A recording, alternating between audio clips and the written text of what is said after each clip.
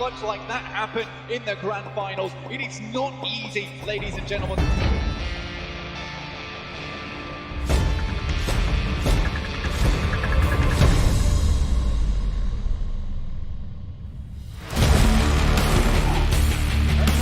برستيجة ما بلعب بول برستيجة من بول برستيجة من بول وفريق يلا اي سبورتس يصعب من فوق على اللاعب باندا نوك داون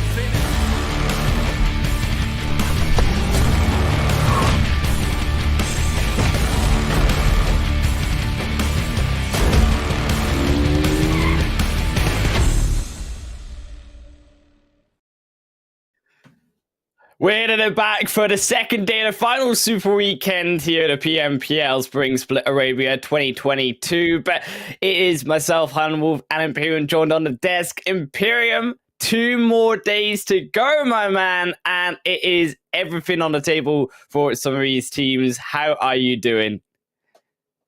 I'm doing pretty good. We had a very interesting day yesterday. Unfortunately, it leaves the teams that are trying to chase that one non-moving spot, leaves them very high and dry coming into the final 10 games. Also, though, if you're talking about chasing, you can also chase what is down below on that screen. Imperium, the Opera Reno 6 series with upgrade performance and upgraded fun. Celebrate your winning spirit with a brand new Opera Reno 6 series, the designated smartphones for PUBG Mobile Middle East and Africa Esports 2022. But I wasn't here for the first day, okay, but we had a chat, we talked about what happened in that first day, and I think, as we said, it's very exciting for some of these teams here in Imperium, about especially the lower end of the table, because that is who we're looking at realistically today. It is per se. Yes, there's that non-moving target, which we'll get onto in a little bit of a weekend, going back to 161 points in 15 games. I think still the second or third highest average points per game, even though it's only in 15. But out of the 3 teams, none of them have really found any real strength in yesterday's games. The Mind Weapon, who are the closest team, who have a super weekend underneath their belt, they actually scored the lowest amount of points in yesterday's 5 games of all the 16 teams. So how are we expected to really kind of get behind them per se? How are we really expected to kind of fit the narrative of they have what it takes to qualify for the league finals if they're not believing it themselves, if they're not really showing it themselves? Because yesterday they didn't. They were nowhere to be seen. And that's a call to arms for themselves, as well as 4K in headquarters. The only way, realistically, we're going to be able to get behind you guys is if you get behind yourself. If you show us there's a reason to get behind yous. And I want to see it in today's 5 games. Gotta see it in these 35 games. I want to echo that statement, because not only was it the lowest result we had, but the lowest result out of any Super Weekend team in 15 games last week, because you can see that was so in the past, and right now we are in the present here on the 4th of March, and we've also got tomorrow the 5th for our final 10 matches to take place, and whoever will be those 16 top teams Imperium go through next week to the league finals, turn even more in the 10th to 12th of March. That Super Weekend, though, as we say, it's where the top 16 teams we have currently playing for these final 10 matches, and 5 matches per day for the rest of these final 2 days overall.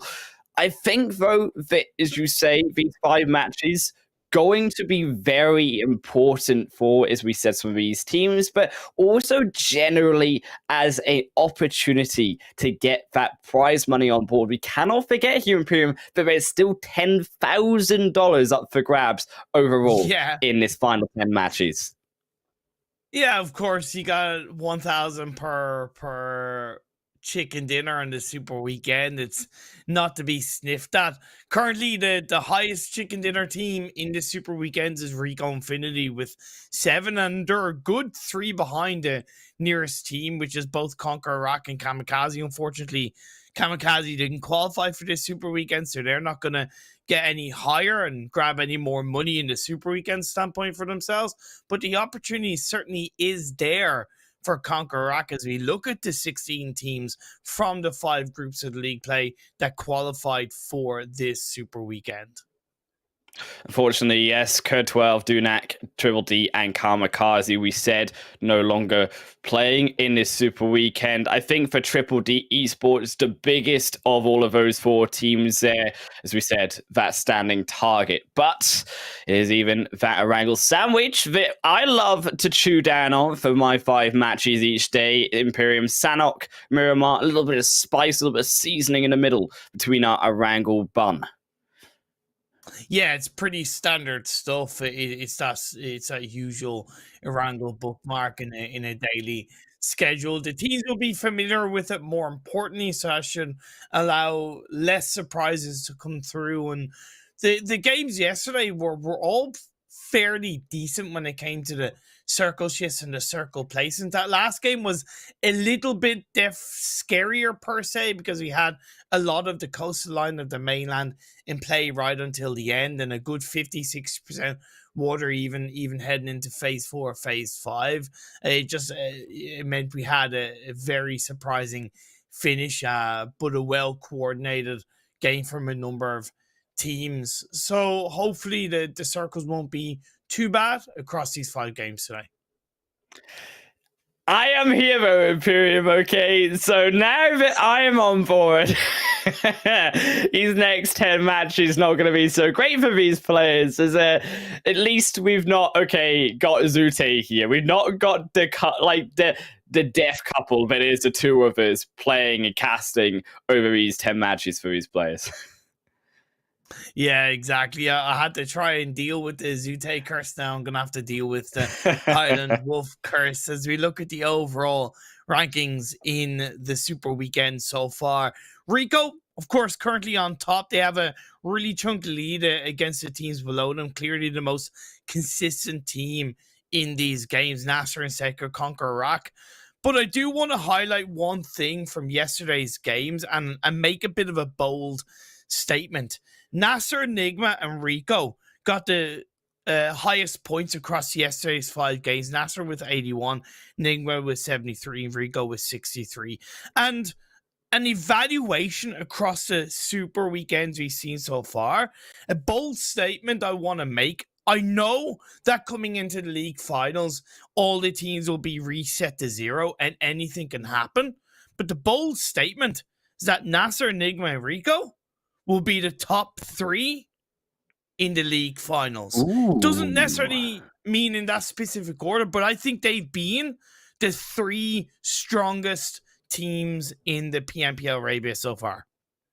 Yeah, I think Nigma Galaxy being the one that has been the largest growth for these players. It was a little bit of a slow start, but second Super Weekend, by the end into this league play, this Super Weekend, they've been definitely showing up a lot more. But it is overall rankings here on the 9 to the 16th position, which is, as we said, where the drama happens. Triple D, there's on a stationary 161 points. RTG Esports KURDSQUAD. We were arguing that it could be them safe. I think that they need one more game. I've seen previous competitions, where teams that have, yes, a 45-point lead can still fall down. I think it's extremely unlikely. And I think with RTG Esports, they should get another game under their belt that is high in terms of points and get above Triple D, even potentially, as we said, past Dunak. But there is a world, and RTG still need to keep on impressing us. Yeah, I kind of, as much as I disagree, I see where your logic is coming from with RTG, because they got 0 points in the first 2 games of yesterday, so I see where that shakiness comes from. This is the tail end of the overall standings. The Mind Weapon, 72 points in total of 20 games, 4K on 33, Headquarters on 16. So what this leads those 3 teams to get across the 10 remaining games, Headquarters need an average minimum of 14.5 points per game. 4K need an average minimum of 12.8, and Mind Weapon need an average minimum of 8.9. I don't want to count Headquarters out. Well, that's a hell of a mountain they need to climb. They're gonna need some Rico Infinity Esports-esque matches to really close that gap out. I think Yeah. if they can get off on a good start and they can get maybe 25, 30-point matches for the first 2 games today, that then reduces the average amount of points they need for other matches. But without that, they're gonna have to have such consistency like we've never seen from even any team, even like Triple D Esports before in that second Super Weekend. Similar there goes for also 4K Esports. I believe in the Mind Weapon, they've got a little bit more of a chance. They still have those previous 15 matches to have under their belt. It was a nice little buffer that allows them that opportunity to get into the top 16, but they're still also in that same boat of needing to show us what they can do, particularly not in the elimination points, so Imperium, but in the placement points, because that's where they've been lacking. Yeah, for sure. The Mind Weapon, their target is clearly a lot more achievable. Average of 9 per game does leave that buffer if you get a good kind of couple of 15 to 17 point games under your belt when you're looking at the Mind Weapon.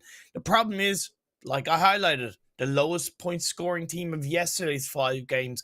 What have they really shown us in these super weekends? They've got the job done in the league stage, but let's be fair, that doesn't matter. That doesn't matter at all. All it is just getting into the Super Weekend.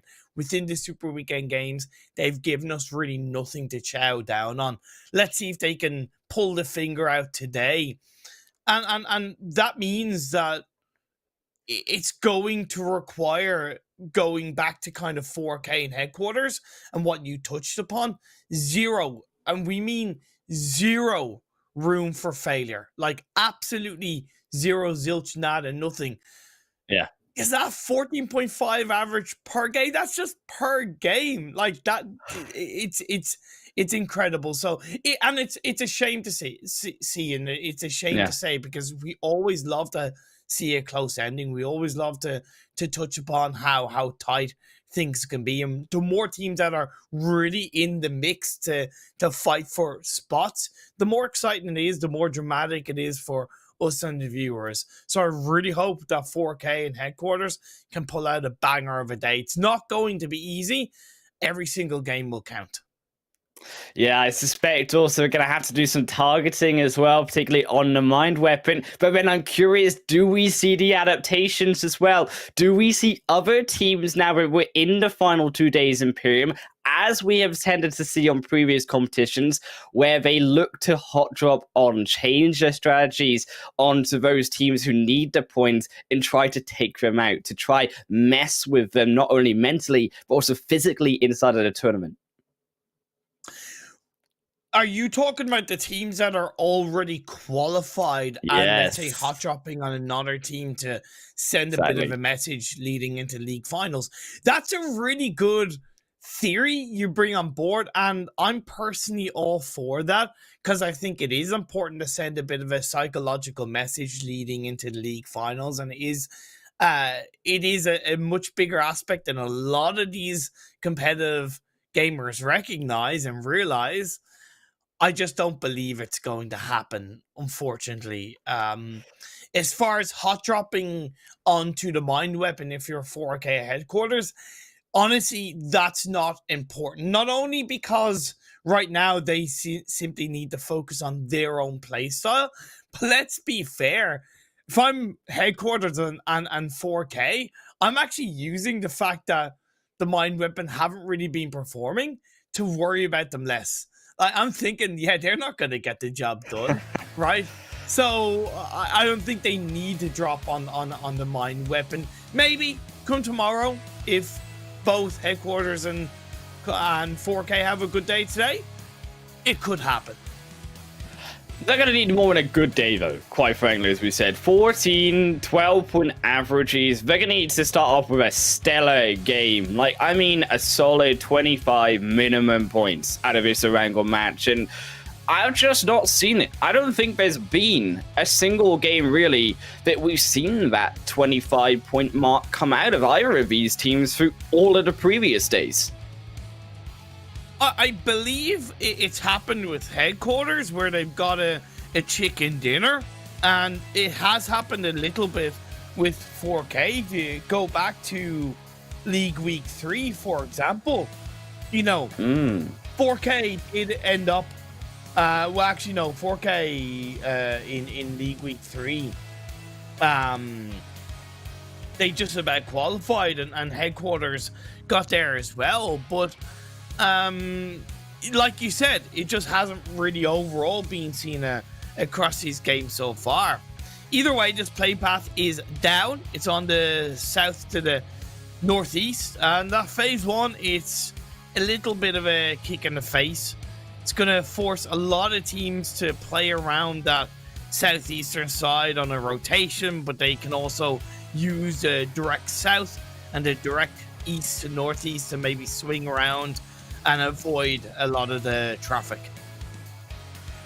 Northern Zone still going to be great though for some of these teams, particularly their Rico Infinity, also expecting some quicker rotations, as we've seen previously, also going to come through from the Mind Weapon, who do tend to rotate up towards that Georgia Pole-esque side. Also, though, interested, are we going to see the same fighting happening, though, on these types of zones? Usually where it happens is around that main portion coming in across the bridges towards Georgia Pole, but I think there's been a little bit of a lack of love here, too, for that more western, or sorry, should I say eastern side here. Yes, we see some teams here and there rotate and use it consistently through the rest of the tournament, but it's not been as highly impactful as maybe we could have seen it used on previous matches, on previous days. Yeah, they're rotating across that western bridge, possibly going to get very close to CONQUEROR that do loot around that ferry pier area. An initial knock came through into Sanji, but traded quite quickly by Ragnar.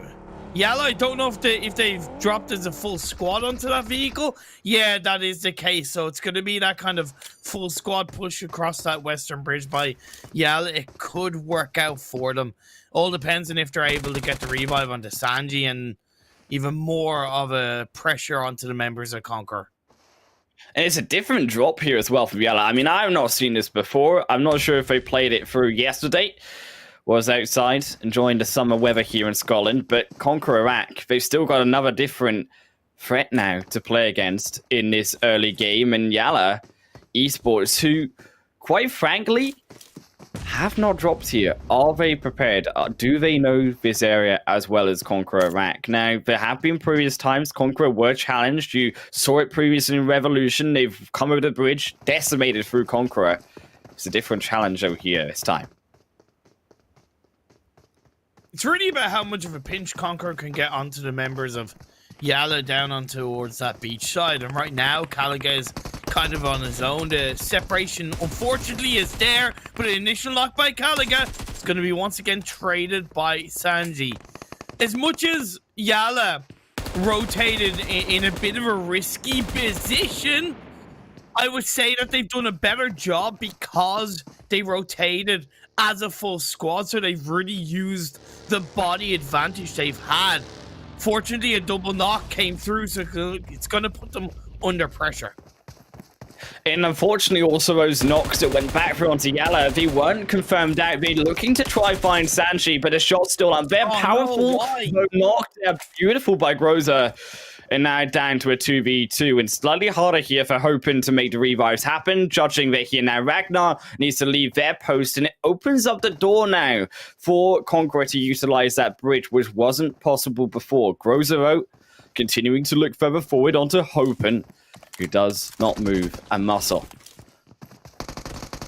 I don't get why Powerful look to try and peek and shoot around the side of that pillar when you're so low on health. It was just a needless elimination going against him. Sanji is now going to get taken down. The three-person push by CONQUEROR is going to come through. a second, I mean, even a third knock potentially in this fight onto Powerful, who has been put down time and time again by Conqueror now, but Ragnar looking forward. God, but Rosa, he's knocked so many in this fight. Rever now comes in from behind, but they spy him out, but Gross is there to finish the deal off, and YaLLa now lost, quickly dispatched in the 16th position. Conqueror, a massive fight there, massive performance through from Groza. It was good by YaLLa, poor execution overall. However, Groza played them like an absolute fiddle. His peaking, his movement was perfect. Absolutely perfect. He waited for the right time to strike every single moment. However, with Revolution moving across, it's just going to be the two remaining CONQUEROR players left to try and deal with it. Have they dealt with YaLLa in a quick enough time that Revolution don't really know where the two CONQUEROR players are, that they're just simply moving across the Western Bridge because of Phase 1 starting to close in? I would argue that's the case. We'll have to wait and see how on point Revolution are with this crossing in towards the bridge. Teams are now starting to make their way in. Highland Wolf, Rico, and Finny, they're still looting up in North George. They opted to go to that North George compound on the looting phase. Headquarters, off the back of their looting up phase, are moving in towards the Cube compound right in the middle of this Phase 1.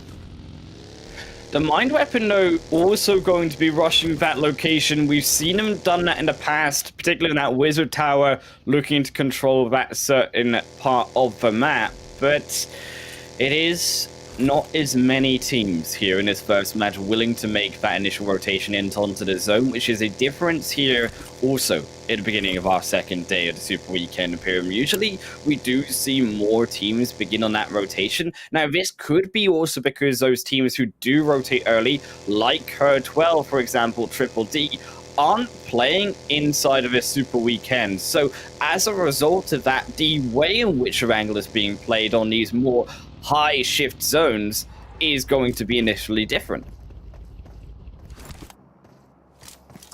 Good rotation from Headquarters. Good place to hold on to. I'm a big advocate of that area of the map. And what I like even more is that Headquarters haven't committed the full squad. They've one player on a bit of an Overwatch, more open position. Because not only will it give a higher level of information, but a higher level of support if a team does crash on. And even if he does go down, I think it's overall a worthwhile position to hold on to for the rest of the team.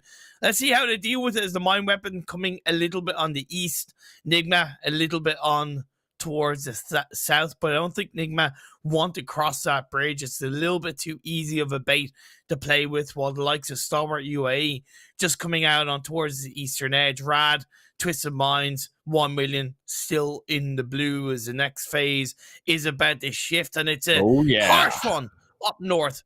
On one hand, it eliminates the south north river split that can make these teams suffer, but on the other hand, as far as I know, it's a good kind of 40% water in play. That's not easy. That's basically Phase 3. Like, you haven't managed to curse, you haven't removed it in the first game. I'm here to play now, Imperium, but this is also a trickier zone, and you can also imagine in terms of the way in which it's located. Yes, you have that south side of the zone still in land, but it's very bad for teams who take that later rotation on the possibility of getting pinched on those bridges. Now, because, as you say, it is also a 40% water zone, teams are making that very heads-up play all the way towards the coastal line, which is crazy to think of Phase 2. The northern coastal line, Imperium, is the center of zone here. The twist of the Mind Weapon here have taken up, but it is, albeit those bridges down towards the south, that I think teams could also try to camp, try to stay on the outside of the zone, but unfortunately also, on the other hand of that, is we are also in the PMPL Arabia, and these teams, they don't like the edge of zone, Imperium. They like to be in the center in Phase 2. It's a bit deceptive to go to the coastline, I feel, this early in the game. I get it, because technically you only have to worry about a 180-degree radius in front of you. But again, if that shifts away from the water quite heavily in either phase 3 or phase 4, you can get stopped very quickly in your tracks moving into those later circles. It's all about how proactive you can be on that coastline. It's all about how much you can send teams around you forward into other teams, how much damage you can do. NASR, they're swinging around the coastline but not committing to it. I think that's a good balance, bar Ragnarok inside the water. Don't know what the situation was with that. I don't know how heavily he's been spotted by the rest of Mind Weapon. I actually think that Revolution, down towards the more north, east, or western side of his zone, Imperium, they've got an excellent position. Now, Zaki, you have those hills, you have the high ground that you can try to contest, and yes, they lose Ahahe, but Rico Infinity Esports aren't going to go down easy. Mind Weapon also versus NASR. But to go back to Revolution here, it's maybe the teams aren't focusing on this location here in Imperium because it's not as well known. It is far out of the zone, and it's not where teams usually play. Now, Rico Infinity Esports, they are trying to challenge this location as well. And Revolution, they're struggling, though. 2 now down is another molly onto Rex to confirm it out. Our high is also very low, and as much as it was a great rotation, it just looks like they're being picked apart. QHT finally here into the fight, but immediately he is 3-1, and instantly he goes down to 1 here. Revolution R Smoker trying to escape. He has maybe a vehicle. No, he doesn't. That is just a rock. Is Ida looks for the nade over the top. Now Rico on the other side, slowly pinching further forward. Ida did not go down, and now Smoker has to look for the chase as Rico come around the backside. They're trying to chase him from behind, but Smoker's running forward for Ida. He looks for the 1v1. Can he find it? Nade straight onto Smoker's face, puts him down to 10% health, and Ida jumps over the wall, jukes him out, and as you say, the perfect phrase, played him like a fiddle. Well, Revolution got strung up. Yeah, it was just poor by Revolution. QHT kind of went in ridiculously aggressively without any real full information. Instead of skating back a bit on that vehicle and trying to communicate with Smoker and say, okay, how many are there? Where roughly are they? And then working together, he instantly got knocked, left Smoker on his own, and paid the ultimate price. Of course, it's always going to be difficult taking a fight against Rico, but don't make it so easy. Don't give them free kills, Revolution. You're better than that. We move on as Rad. We're trying to play on the southern edge of the circle. Phase 3 did pop up.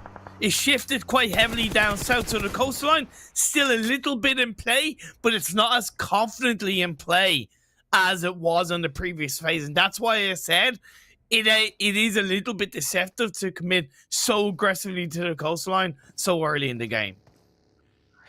Particularly also the fact that here shooting range, those hills down to the south look all that more desirable now that they are more closely located in towards the center of this zone. We are looking though at some of these teams, 963, RTG, I think now those teams to stop them coming back off the coastal line, they hold those locations. Don't imagine too many fights should happen, no. This zone, still a kind one back to these teams and allowing them some space equally inside of this map.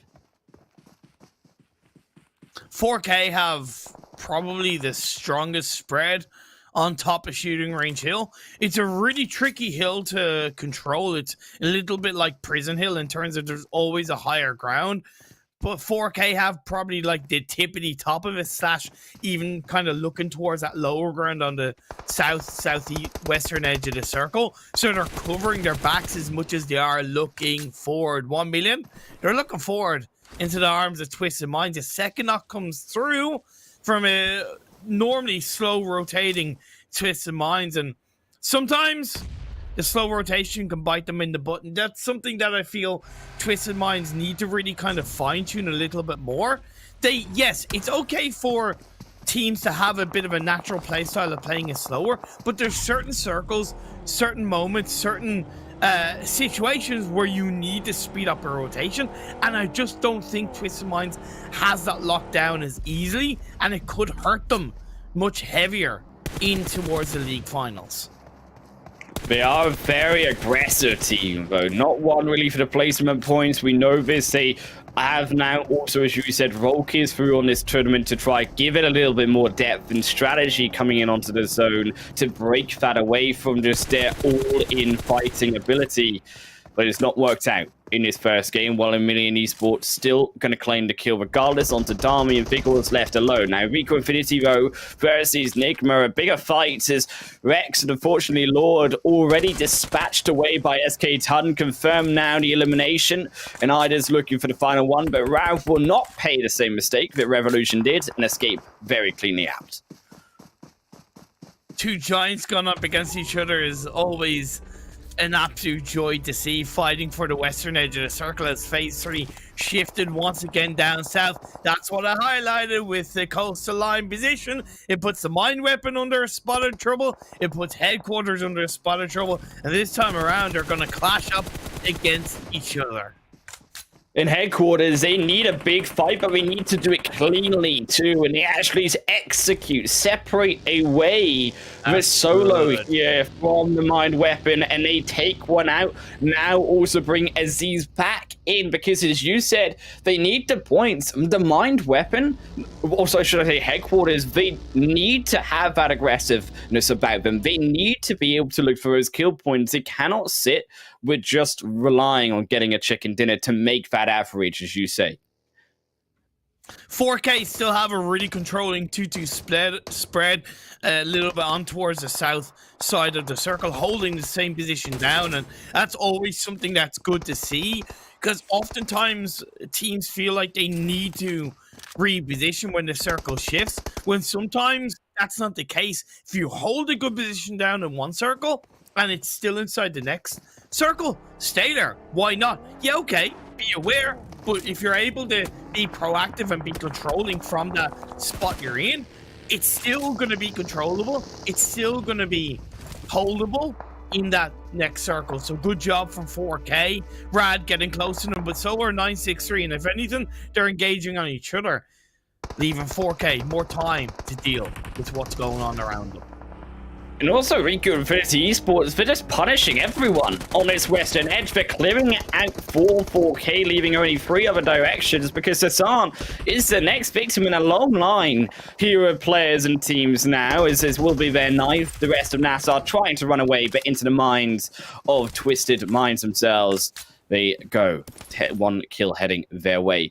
963 versus also very Rad aggressing, using the smokes towards the edge. They find a one, but a brilliant nade through from Zuxi in the back end, sends out another to try finish it off, but it will only instead go this time to the other side. Though no, there's no flank. Rad now punished as well, setting more smokes back, but they lose one.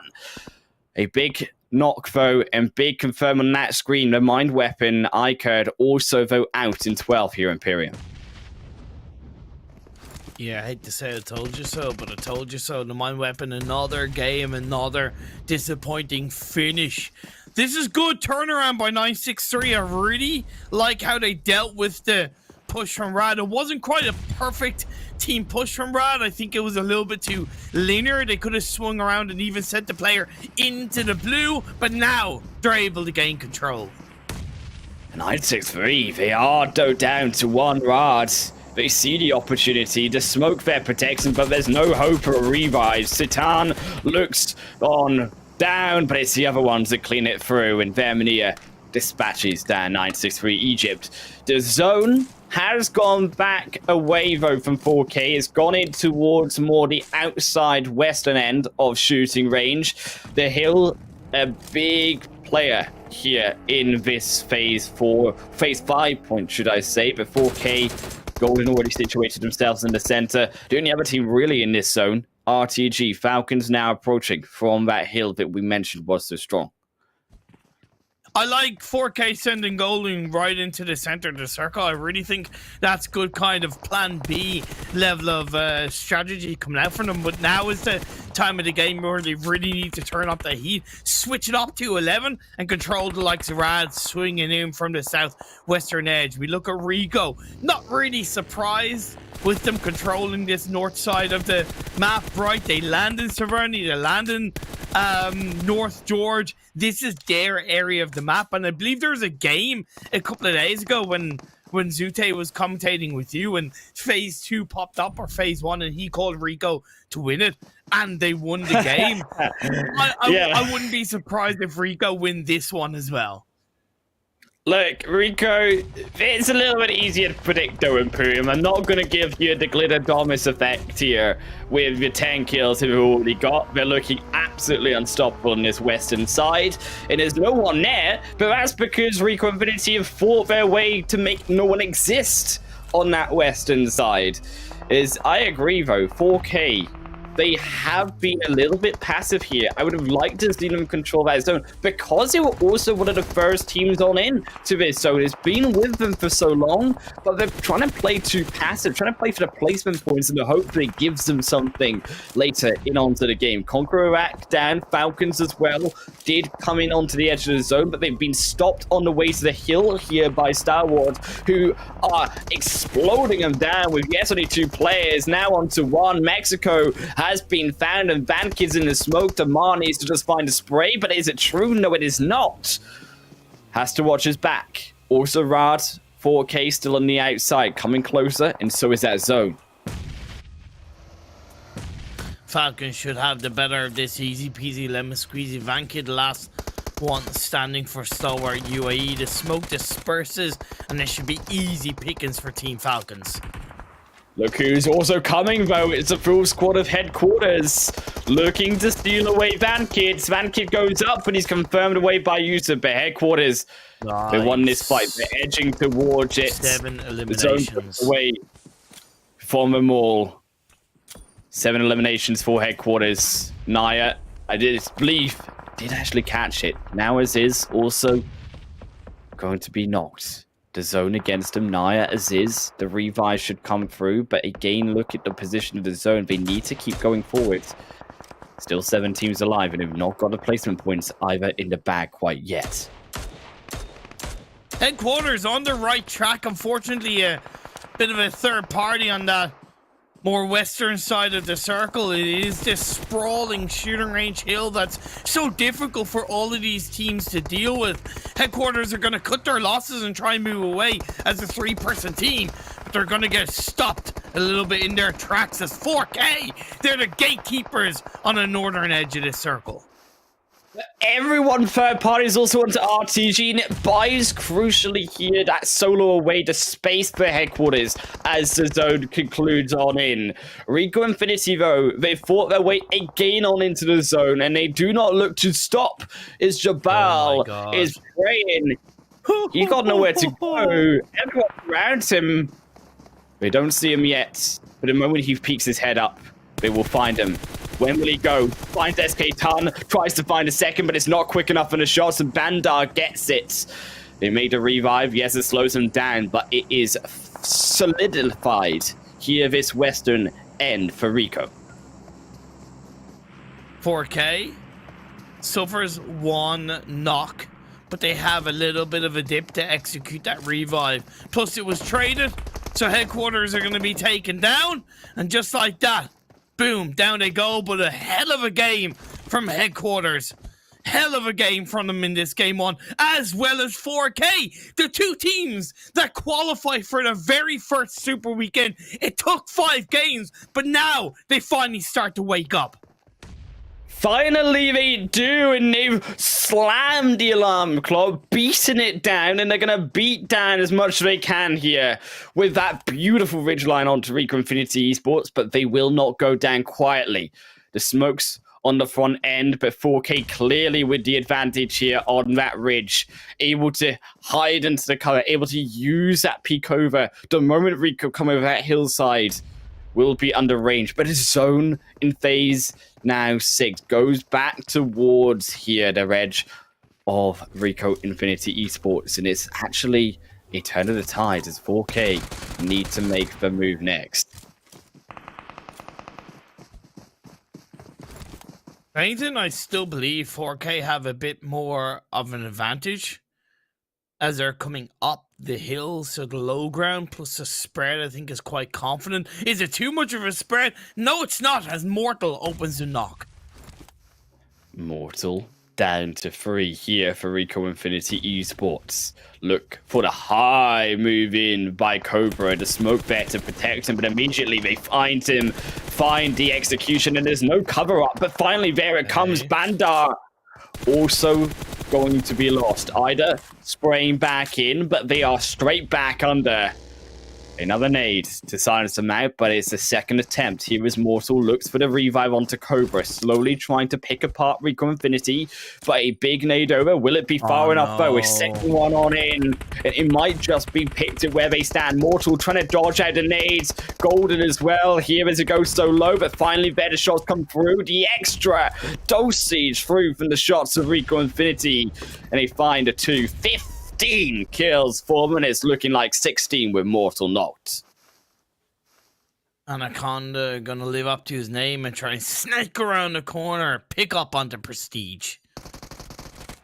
Finds it, gets Prestige down, Viper-like reactions as Ida looks for the peek back, but he's behind the hill.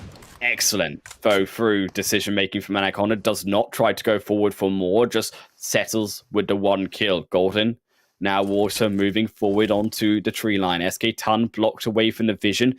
Anaconda cannot be shot down by either. As you say, they have the positional advantage. Mortal also going to fall with time. There goes also the information, though, on the other side where SK Ton lies. Yeah, Mortal should be moving around to try and grab information for his side. Right now, he's just kind of standing there, waiting. Let's see what happens. Mortal dead, did not give away the information potentially, as you say they should have. Anaconda. Golden still not willing to move. We know how important this is. Look at Ida splitting, but it's Anaconda who falls down. And Ida, that was a stellar knock through from Rico Infinity Esports to bring us to the 1v2. SK Ton, though, did go down to Golden.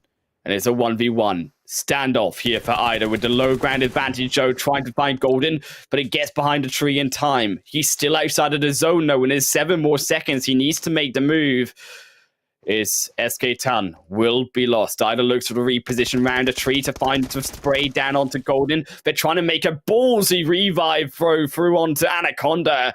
This late into the game here, Imperium, and a look to make the 1v2, but immediately punished by Ida back down. Golden to the 1v1, could not pull off the extra attempt, and Ida down. Half HP, but has the advantage. 75, should I say, as he heals back up. Has the adrenaline back inside of him, and Golden will not fall down, no. Stakes around a tree, but the blue zone, as we said, is coming in. Anaconda confirmed away by Ida. Another one, but might be peeked out by Golden. Golden not able to find the shots. And Golden looking for more, looking forward for the peak. Can he find it? But yes, he does. Not enough. And 4K, get it. Imperium, a massive chicken dinner for 4K Esports in his first match. Oh my god, I didn't think he was going to get the job done. And yes, it wasn't the most ballsy push by Golden. I was thinking, why are you going for the revive? Why are you going for the heal? Why are you allowing Ida to reposition? Why are you allowing Ida to control that final engagement? But I also think that there was an air of calculation behind Golden. And when he did push behind that tree, it was at the right time in which the blue zone wasn't chunking him down. So I do have to give him props. And it was just a perfect timing of where more Ida peeked into the bullets of Golden. However, what a way to close out this game. 4K. We said that they needed a minimum of 12.8 points per game. Yes, it's only one game of today, but it is a good result. It is, I believe, about 20 plus points. That's the kind of cushion they need. Oh man, I'm just pumped. I'm here for this. I am here for this. I gave them a call to arms, Highland Wolf, and they've answered it. Not only though 4K Esports, so Imperium, it is also Headquarters, who came out, yes, in third position. They might have felt a little bit in the wayside because of how long that final two teams lasted. But they got the kills. They got that third position, and they also answered that call. And it's these two teams who needed to come out today with these points, with these type of aggression, these kills in hand. And to do it in that first game, that's what we're looking for. Yeah, looking at the points acquired from this game one of the day. Yeah, Rico with 29. And look, the reason why we're not talking about them with all due respect is because it's Rico. They're at the top of the standings. It's kind of what we expect. The storyline, the headlines, the eyes are on 4K Headquarters. Of course, a mine weapon as well, but we'll get into that. 22 from 4K. That is a roughly 9-point cushion for them. And Headquarters, that's about a 4-point cushion for themselves. Of course, make no bones about it. They need to follow it up. They can't go into game 2 and get a 0-point game, of course. But when we are clearly simply going by game, this is a very healthy start for those two teams. It's about as healthy as you could ask for, and of course, those three teams were cushioning up, or sponging up, sorry, should I say, all of those kills. A lot of those points did go down away from those teams on that second page. Of course, Stalwart through to Revolution, not really having the results there, but the one team that really was the big question mark here out of that second page was the mined weapon Imperium. The first game of the day, they didn't have the start that they needed compared to those other two teams. It's again, I said that out of the three teams yesterday, the mine weapon were showing zero fight, and it's continued in game one of the day. They committed to the coastline, northern coastline position with Headquarters, I might add, with Headquarters, yet who really came out bigger? Who really came out and showed that they have a stronger fight? It was Headquarters. Looking at the overall standings, Rico still in first quite comfortably with NASR and CONQUEROR. Still, though, NASR, CONQUEROR, we talked about their consistency along with Rico. I still cannot avoid the fact that talking of these three teams, the one that did come out in this first match of Rico Infinity Esports, it was undeniably still another good game from them. And yes, we don't talk about them as much now, but you cannot shine a light away of how fantastic they have looked and how consistent they have looked, with well over 400 points now coming in, still with 9 more games to come. Yeah, of course. The question I have on my mind is, how much have they been, let's say, practicing for the league finals in terms of trying different strategies, trying new elements of their gameplay, working on bits of communication? It kind of looks like they haven't been, because of how good and how consistent they've been. So I can only hope that they've still been trying new things and it's been working out. That's the only thing that I can hope for. Confidence-wise, experience-wise, and mentality-wise, Rico are more than ready for the finals. That's something that I can hold my head onto as we look at the up moments. Oh, it was beautiful, though, through from RT. Also, I should say Headquarters onto RTG. Headquarters fighting that nade through. They got also the 7 or 8 kills that they were able to grab through by the end of this first match. They got the third place as Rico cleaned up this western side. Yes, it opened the door. Rico got the zone by the end of this match, but it was this little bit of a ridge line in from 4K. They had been slowly working their way in. They were able, with the help of Rico, to dispatch down Headquarters, and from here, having that slow maneuver on, having that slow play of the fight, Rico not really being able to move, forking all over the map in that final fight, it made it hard for Rico to track them, and that was the difficulty alongside the landscape of Rico not really having the terrain in their hands to try answer back that movability through from 4K. There was mistakes from both sides, of course, Highland Wolf. I think Rico could have been a little bit more aggressive throughout the initial parts of that engagement.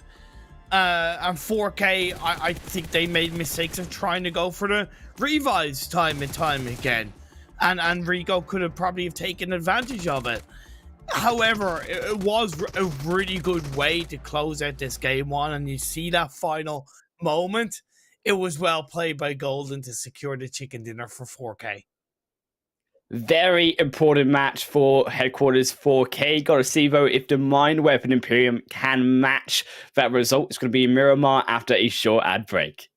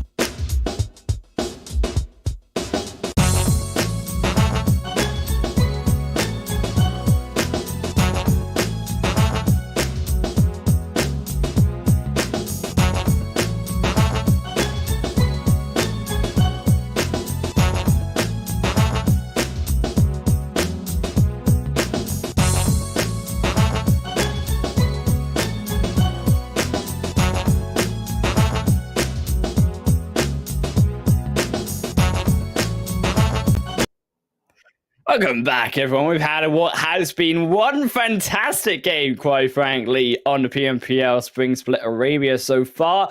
Day 2 of the Super Weekend. Number 3 is lighting up, but not as much as all of the streaming that we've had going on by our official streaming partner here at Nemo TV. But also, if you want to jump in and explain your own thoughts here of what that beautiful first game was about, you can find us on the social media and join in on the conversation too, using the hashtag PMPL Imperium. We got to talk about it, okay? Because if they just missed it, oh, what have they missed? They missed some beautiful 1v4s yesterday. They missed a beautiful before the break. Rico still in the top spot. NASR in second, KONQUEROR in third, Nigma in fourth. It was great in that game. One on a side note, see Rico and Nigma fight up against each other. Just a little bit of taste of what we might see in the league finals. It was beautiful through from Rico, a 17-kill game at the second place. They couldn't secure that chicken dinner because it was given away through to 4K in headquarters. Now, they've still got a long way to go to get onto this second page. It's RTG Esports. It was them taken out by headquarters, a big punish through against them. Only 5 points so for that game, and that was much lower. And now the gap between those teams and RTG slightly getting a little bit more tense. Yeah, it's fine. It's fine for RTG. Yeah, they might stutter their way past Triple D, but I think they'll get there no problem. It was good to see Rad have a bit of a confident game in the first game of the day to just really solidify that lead ahead of not only Dunak, but even get closer to 963 Esports and 1 Million Revolution as well. Stalwart holding on to 9th is good. I have a lot of questions around their current kind of play style, how they're playing, and I really wonder how much of it is to do with whether or not they're practicing or experimenting different things leading into the league finals. I don't have enough experience with the history of the roster to wonder or believe that that's the case. So I have a little bit of doubts of them leading into the finals. But this is it, Jake. The bottom 4, it may look the same, but the points speak much differently. 4K jumped up to 55. Headquarters jumped up to 35. The Mind Weapon, they're just sprinkling point by point in these games in not a good way either. 21 games and only 74 points, the lowest average we've seen for many of these teams out of the entire 20. But it sees 19th and 20th position teams, 4K headquarter, 55 points now for headquarters. Yeah. They've only competed in now 6 games. It is going to be a miracle run for them to make it in. I think we're more so looking at 4K over headquarters to get in through that miracle and past Triple D. But the bar that has been set by Triple D, yes, we said they're not playing, but 161 in 15 games. If we saw that beaten, it would be amazing and quite unique to see just 2 teams in one tournament to get that many points in 15 matches. Yeah, it's something that I alluded to with Zute on yesterday's broadcast. I kind of don't want to see, I don't want to see a team with one super weekend underneath their belt make it into the finals.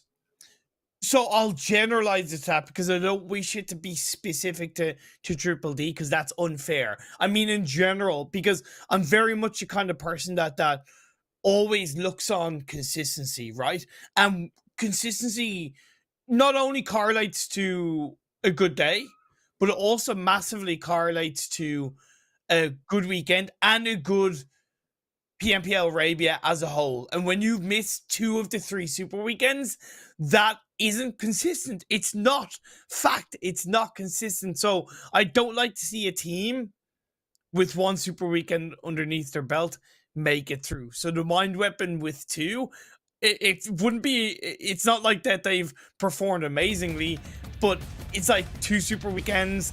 Come on, you guys should be able to do it. If it's Triple D, 4K, or headquarters, hey, look, you got the job done in that 1 weekend. Fair props to you guys.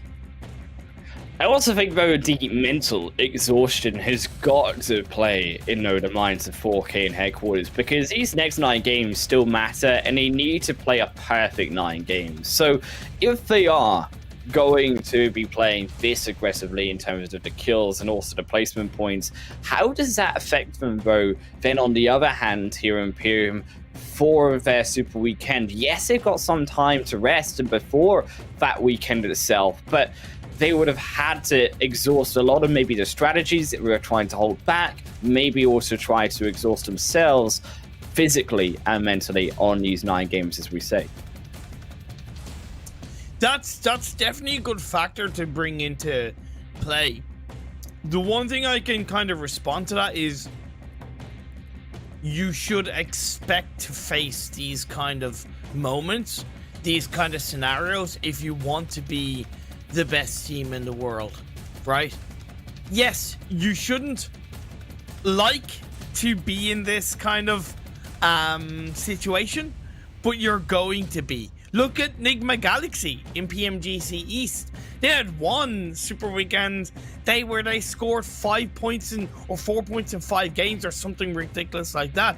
But they came back big time because they got themselves together. They really pushed themselves as a team to improve, and look at where they finished. So yes, it's a big test, but you got to be able to pass those kind of tests. Circle for phase 1 as well. Not going to be that much of a test, though. Going to be very centralized and very kind to these players. Going to be Picardo dead bang close to that center mark. And I'm imagining here we're not going to see too much of fighting happening, as headquarters out in a big shot onto Bandar. Never mind, as they just completely shut me down on my own sentences here. YaLLa maybe we'll go for the solo pick, and I think Rico maybe just trying out a few things here and there and losing 1 player for it.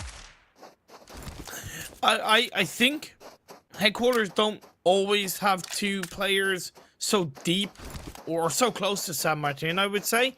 They tend to hold maybe a little bit more of a heavier northern side split on their rotation, but also on the other hand, Rico tend not to stray too far away from San Martin. Just one of those things where players cross paths. Biggest fight is for 4K going up against 1,000,000 in El Azhar.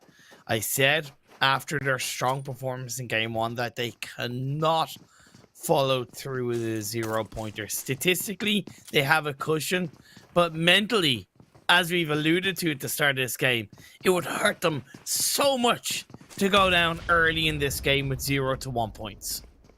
Oh, I mean, as well, you don't want to use your cushion you just got so greatly in the next game straight after. You want to save that cushion. You want to try and build it up to make it an even bigger cushion to be able to soften the blow if you do take that 0-point game later on. 4K are pressing together, looking to try find out a solo here of 1,000,000 Esports in the city. And 1,000,000 slightly further split. You can see down towards more the south end. They have the extra 1 player. Mortal also on the off angle, making sure that no side flanks will come through. But it's this information being gathered by Sun, and also going to be more than that information of Mortal, who is slightly further away from the fight here for 4K. I appreciate that Rafi sent himself away to a more angled position. I was thinking, okay, is this them not really getting right disengagement and a reposition? But it seems like Anaconda has scaled back a bit, and it's only Golden that's kind of still pushed forward towards 1,000,000. I think he's taken a bit too many risks in chucking a nade or 2 towards the members of 1,000,000, because 1 misspeak will see him not only get knocked but get eliminated straight away without any trade. But I appreciate he's trying to distract and slow down the members of 1,000,000 while the rest of his team reposition for stronger angles. So the risk was there, but I think it's being rewarded with a very strong blanket by the members of 4K. It's only really the fourth player of I think it's Mortal, fourth player of 4K. That's really nowhere near the fight that needs to push a little bit more heavily forward.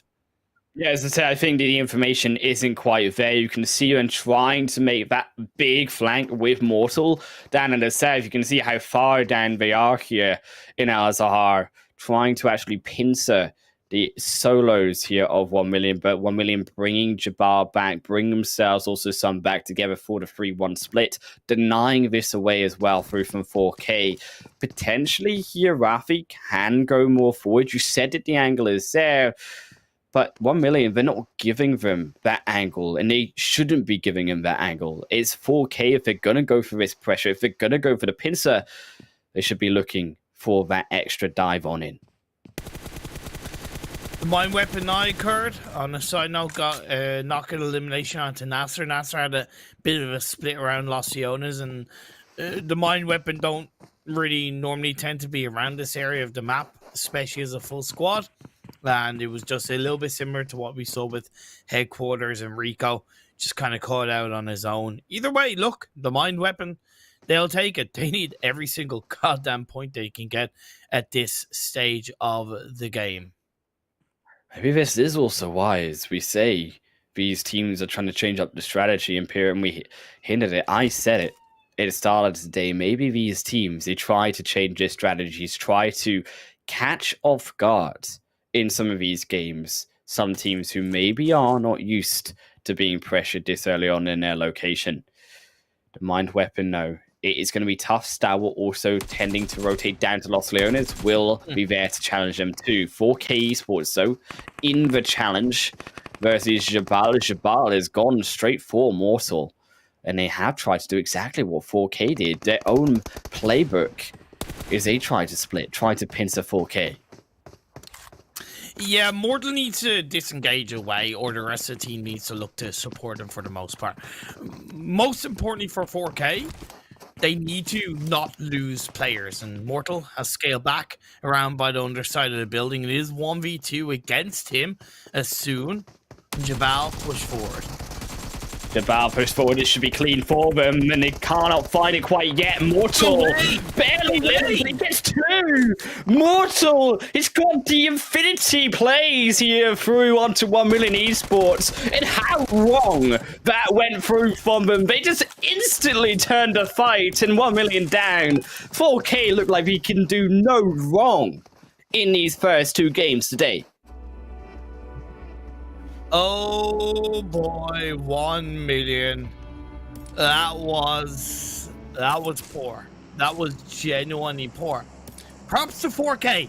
I think it all came down to the setup for the most part, right? It all came down to the repositioning a couple of minutes earlier in that game, and they did deserve that team fight with how proactive they were. And 1million, yes, they were trying to get out of it, and they were able to isolate Mortal. And I think they would have got the elimination point. They should have got the initial elimination point. But at the same time, if you look straight on the kill feed, 4K were on the backs of the rest of 1million. So I think overall, 4K probably would have still have won that engagement with just one player down. As it happens, they survived as a full squad, while phase 2 has popped up. It's gone over to the west, centralized quite nicely. This is a good start to this game, circle-wise. And to go back to that fight, the one thing that I think that speaks to, which is more important than anything here in Imperium, was the communication is still there through from 4K. They can communicate if Mortal is being pushed, two players are there on him. That means it's a 2v3 for the rest of them that they can take the advantage on. And because the communication is strong on 4K, that's a belief that I then have that they can continue this streak. Mind Weapon iKURD looking to finally kick off their Super Weekend number 3, and I would argue finally kick off their PMPL Arabia at least, as they send Stalwart UAE in towards the depths of La Bandita Crater Field. good stuff by the Mind Weapon iKURD. They're on that eastern edge of the circle, and it's important that they suppress, create a little bit more space around them leading in towards phase 3. It's not like Stalwart are repositioned to a poor place once they get out of the Lambadita dip, because that western side of Lambadita is more than strong enough to hold on to inside this phase 2. CONQUEROR are up on the kind of hills outside of Lambadita, which is great as a phase 2 position to split up in towards, but a lot more kind of cluster of teams on that western side of this phase 2 than I maybe initially expected.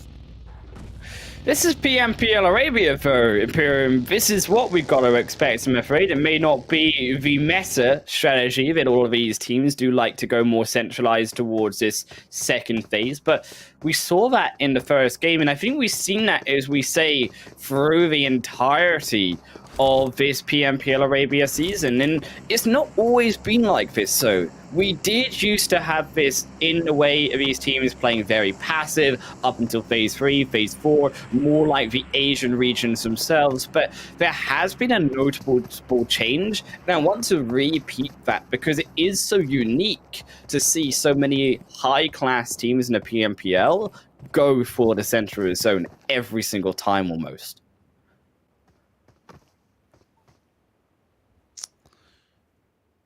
Oh boy, let's see what happens. Headquarters up on the northern side of the circle, off the back of getting an initial elimination on the Rico Infinity. Rico played the safe route of swinging up onto the San Martin Hills, so it gives Headquarters a lot more space to hold on to the northern side of San Martin in a 2-2 split, ready for this phase 3 shift, which is great to see.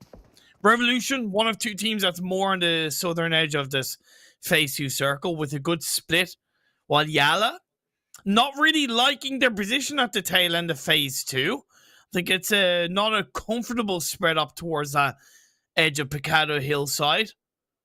Yeah, okay, they still have one player inside Picado. That's a big shift down on the southeast. Pretty much eliminates all of that Picado Hill, as well as, of course, the hillside where those western and northwestern teams were located. A very dangerous shift as well. I think a lot of these teams, to Imperium, the temptation to go to Picado, but these teams should avoid Picado. That's not really a compound that you can stay in. Yes, it may grant you some security on this phase 3, but the likelihood that it shifts away, and then also how do you get out of Picado itself once it shifts away. This is the problem that these teams are going to face, and as a result, you are expecting some of these teams to instead look elsewhere, down into more of that open desert region where it is going to be more flat, where there are hills, but there's not as much cover as we say of the city.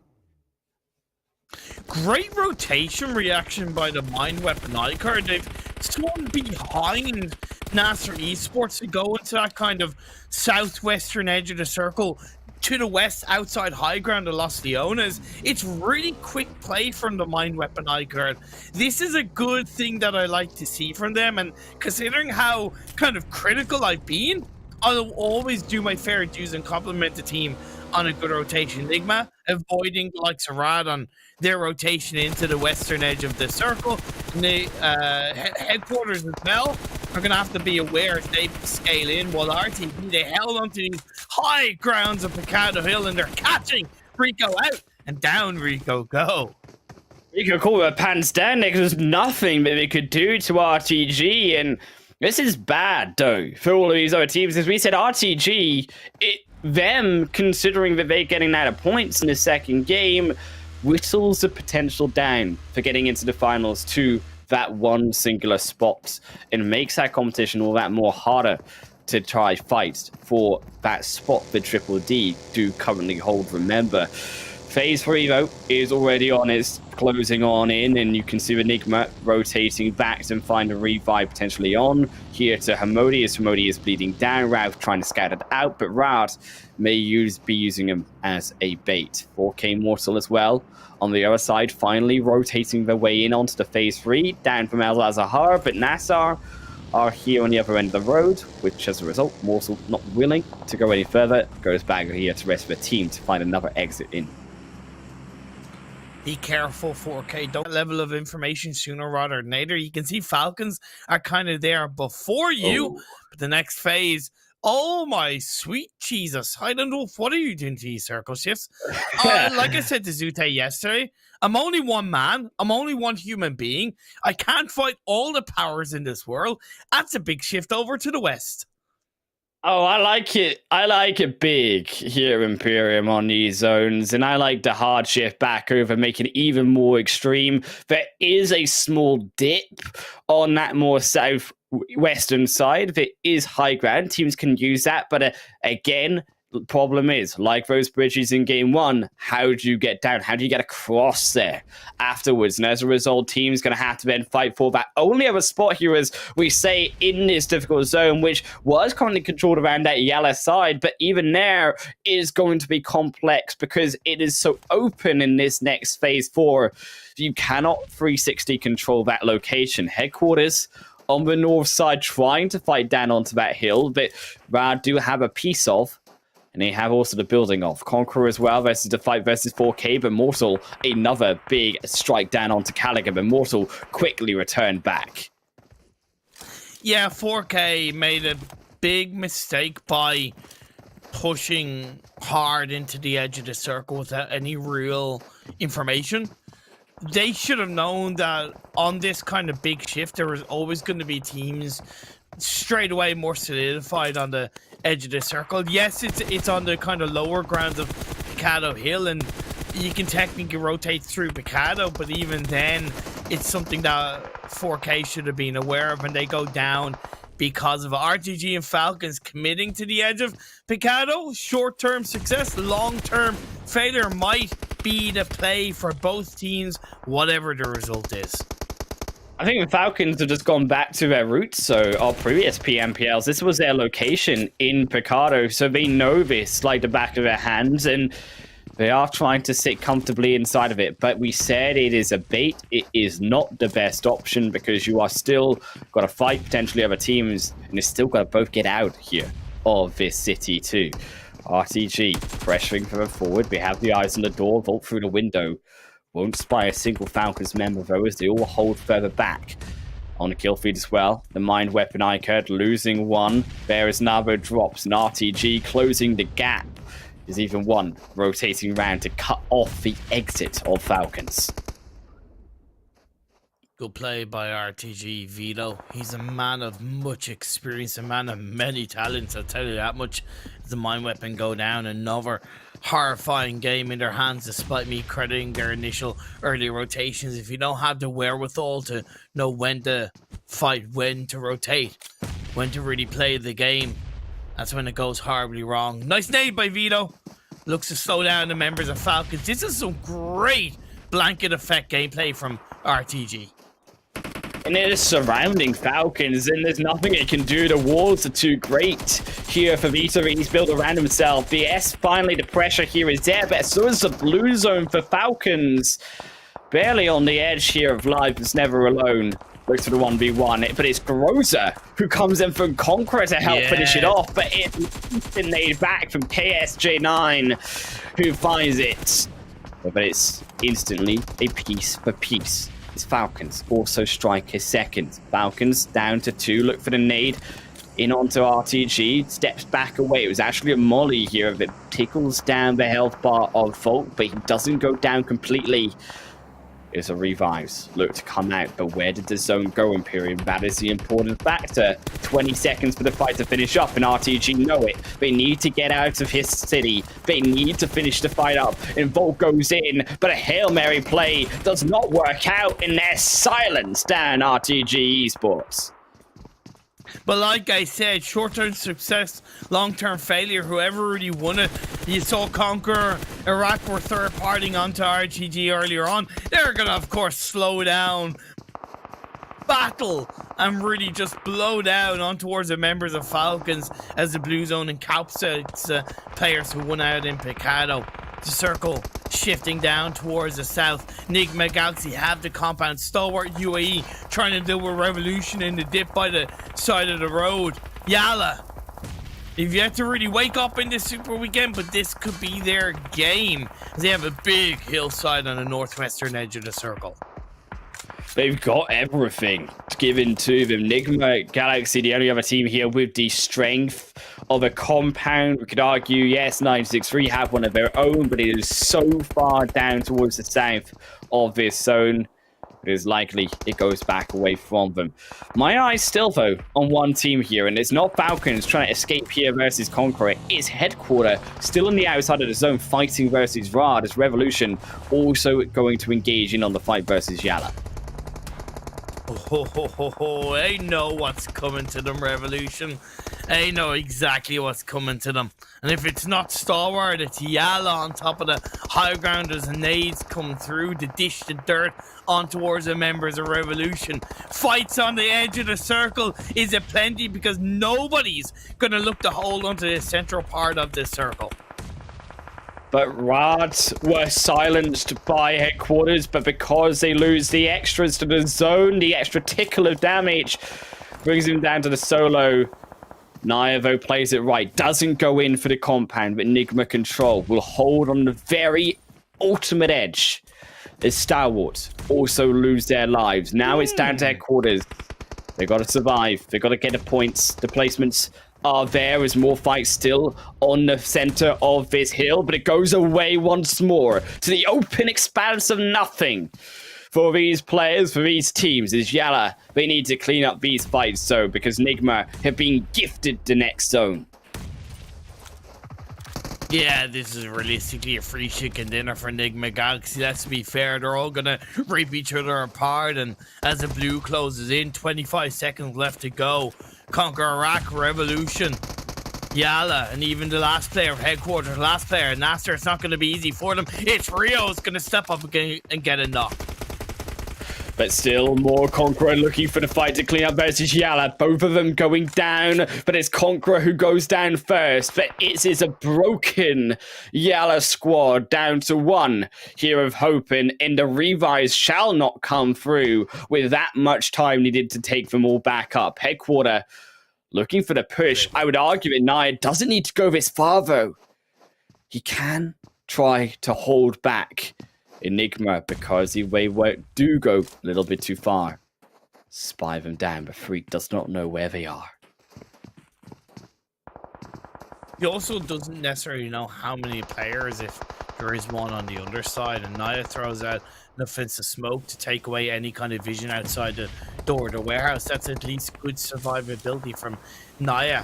Freak is going to push forward on his own for the time being. The opportunity is there to possibly win the 1v1. NASR going down as well. Music to the ears of Headquarter as more placement points going over to them. Another falls as Revolution. At least 8 to 13 points combined with the kills here for Headquarter. But can they grab more?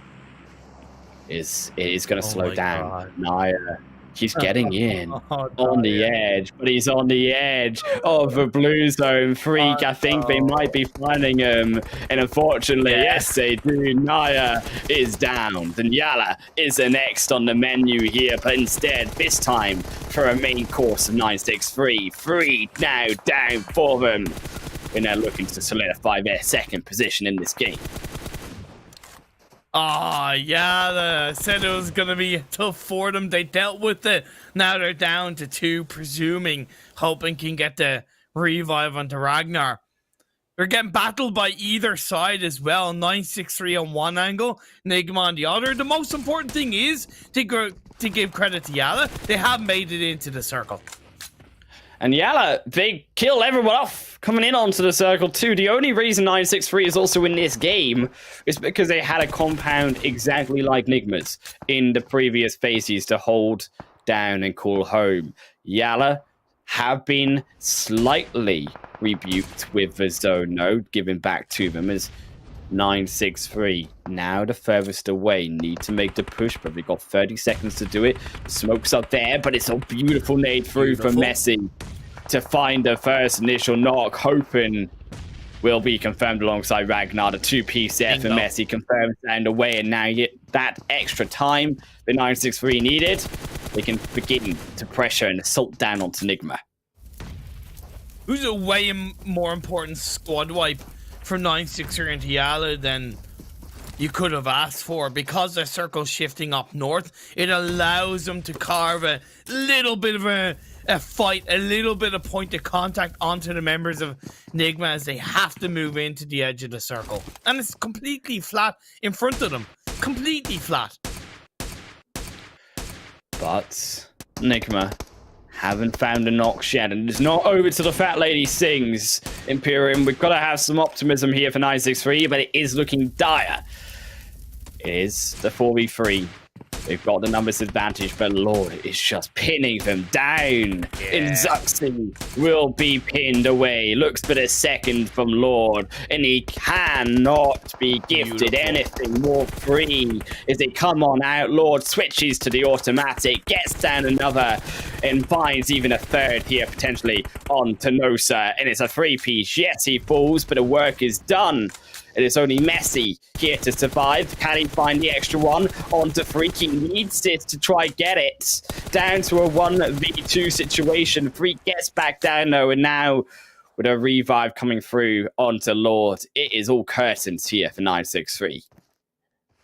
I am wondering, I know we didn't get Messi's perspective for the majority of that engagement, but I do wonder how much more he could have done to help the rest of his team in any way push closer to the edge of the circle. I want to be nice and say he did as much as possible, because now he's pushing forward, looking for the knock on the Freak, but it's out in the open as the circle did shift down south. They're looking for the extra confirmed. They will get rid of the information from the fallen man of 963. Messi flamed away. And like the desert itself, it's only a hot chicken dinner being toasted in the oven here for Nigma. They look for the 1v1. They find it. And Nigma another $1,000 through for themselves. That was a clean finish. Good job from both sides. In the end, I hadn't quite realized that it had gone down to that 1v1, by the way, on a side note, in the end between Freak and Messi, because I was wondering what Freak was doing. I thought the player that had been knocked had another teammate by his side to get the revive, but either way, Freak just pushed it. He pushed it right, and although the nade chunked him down to half health, that is kind of, I feel, the difference between a non-PMGC player and kind of a really experienced PMGC player. Freak was in no way switched by that nade damage. He's like, yeah, look, I'm on a warpath.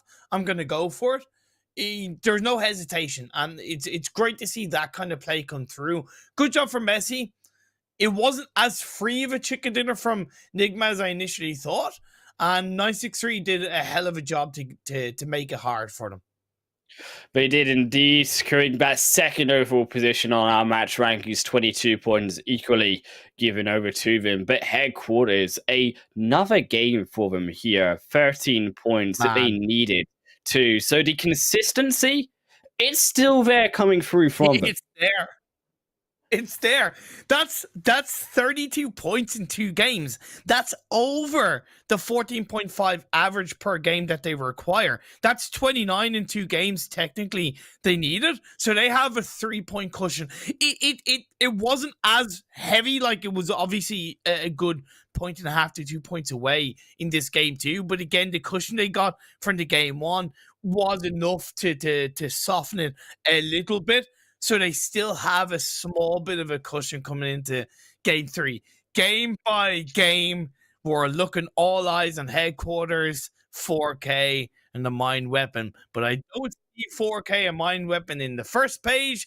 Therefore, they're down in the second page. It wasn't the best game for them both. Mind Weapon iKURD, okay. Another bad game for them. I'm worried, and I'm starting to have the doubts in my mind that they can get through into the finals. I'm just not seeing the consistency from a team that has played also an extra 15 games, quite frankly, over 4K, and here Headquarter, who are also catching up to the Mind Weapon too. But 4K, now, yes, they went out very early. It shouldn't have been the case. It was a massive mistake on their rotation on in. Do believe, though, but because they got a 5 points, that 9-point cushion that you talked about, Imperium, it then was used in this game, yes, but they're not going into the negative. They still have the same average that we had coming into today to get.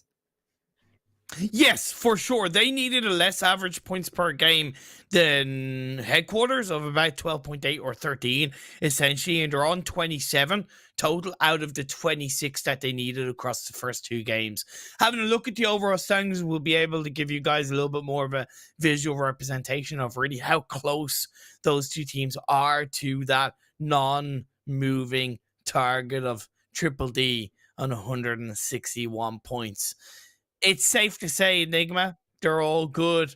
CONQUEROR, they're all good, etc., etc. Second page, it's where it counts. It is where all the drama is here on our final, now 8 matches remaining for these teams. Triple D, 161. They must be so sweaty right now, praying, giving all the prayers. Their headquarters do not have another good game, Imperium. Yeah, it's just there. Yeah, they are biting their nails every single game and watching, hoping that none of the teams behind them really have good results. I would argue they're obviously praying that RTG have bad results as well, because the more of a cushion they have to not going out, the better. The final page speaks volumes. The Mind Weapon, yes, they're on 76, but again, they played 22 points. 4K have 15 less games than Mind Weapon and are only 16 points behind.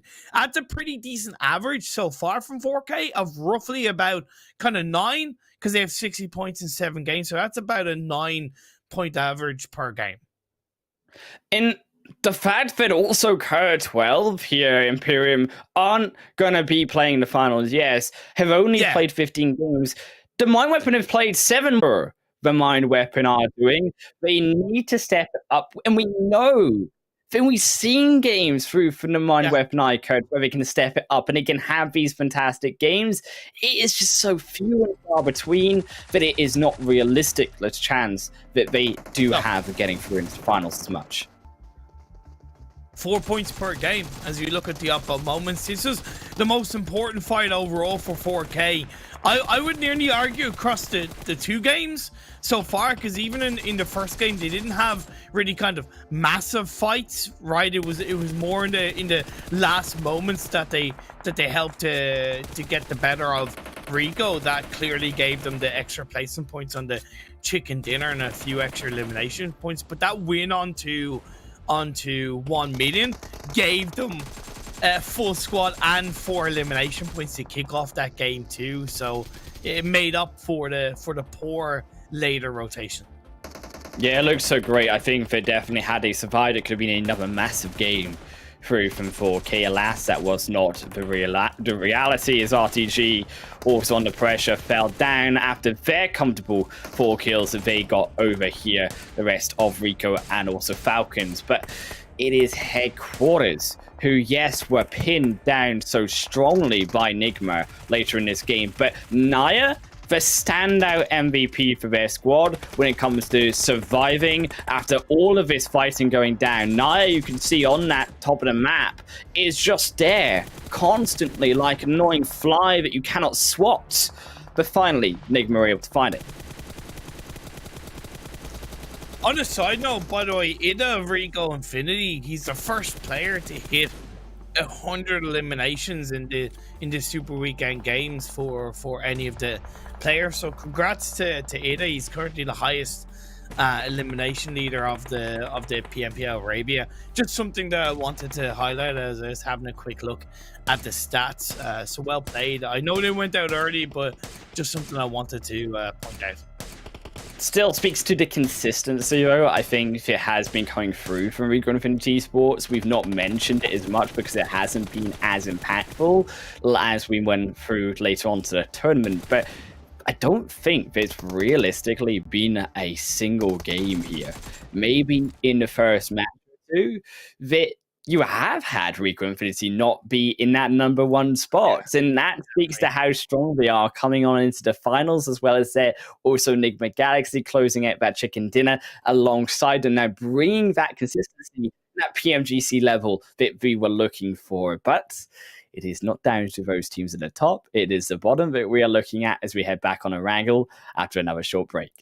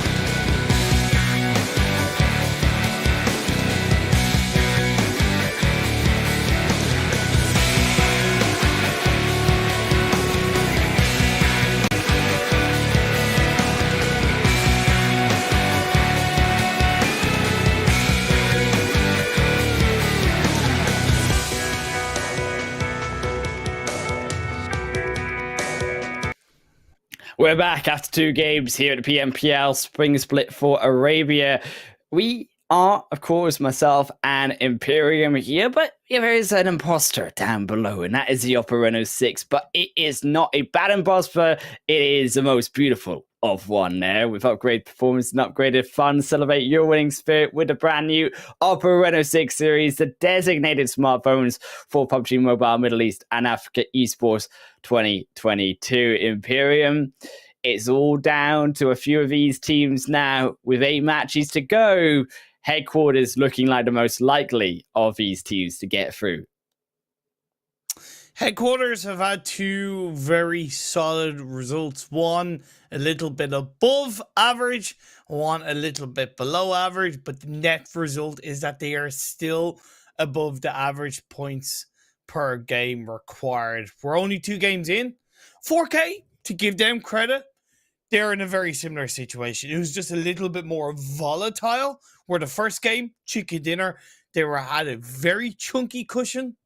And then game 2, yes, a squad wipe, but only 5 points in total, meant that cushion was very heavily wiped away. The net result, much like Headquarters, they still have that net positive of average points per game required. And a good thing is that we're moving back over to Erangel for game 3, so there's that level of familiarity, which hopefully should allow them to get another good result. Well, what's familiar is your thoughts so on this broadcast, but what I'm not familiar with is your thoughts, guys, at home. To what are you thinking? What is now your results? What is your thoughts on these 2 games? Because if you do have any of those, and I hope you darn do, after these exciting 2 matches, jumping in onto the conversation, using the hashtag PMPL and @ing us to let you guys know who you think will be the most likely to come out, either the Mind Weapon iKURD here, Headquarter, or also 4K Esports. Only one can survive, whereas the others must fall. Jeez, that's a little bit dramatic, but I like it. You're dead right. You are dead right. That's the thing, because there is literally only 1 spot available. Yeah, okay, RTG haven't overtaken Triple D as of right now, but they will. They absolutely will. They might stutter across, but they'll cross over Triple D, and at the end of the day, that means there's 1 spot available, and one will survive, the others will crumble, as you correctly pointed out. Oh, but it is a wrangle back, as you say, for our 3rd game, Imperium, and both teams here at Headquarters and 4K did well, but it was all down to rotations. And I would argue as well through from the zones. And from what we've also seen, I would also say that the crazier the zones are, actually, the less familiarity we have with top teams taking the top spot. So are we also hoping that with my influence now back on today, Imperium, that we continue with these difficult zones to get also Headquarters and 4K across that line?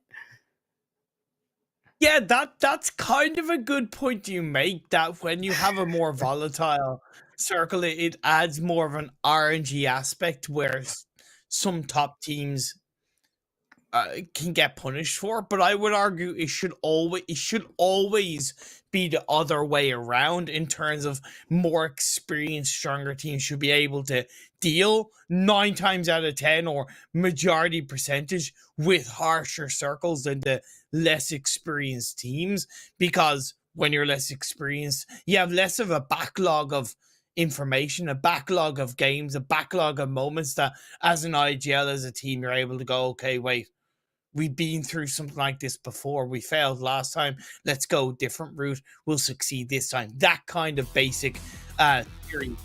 But it's been proven that the do well all the time to have a good result. I am still looking for normal circles where all these teams can shine.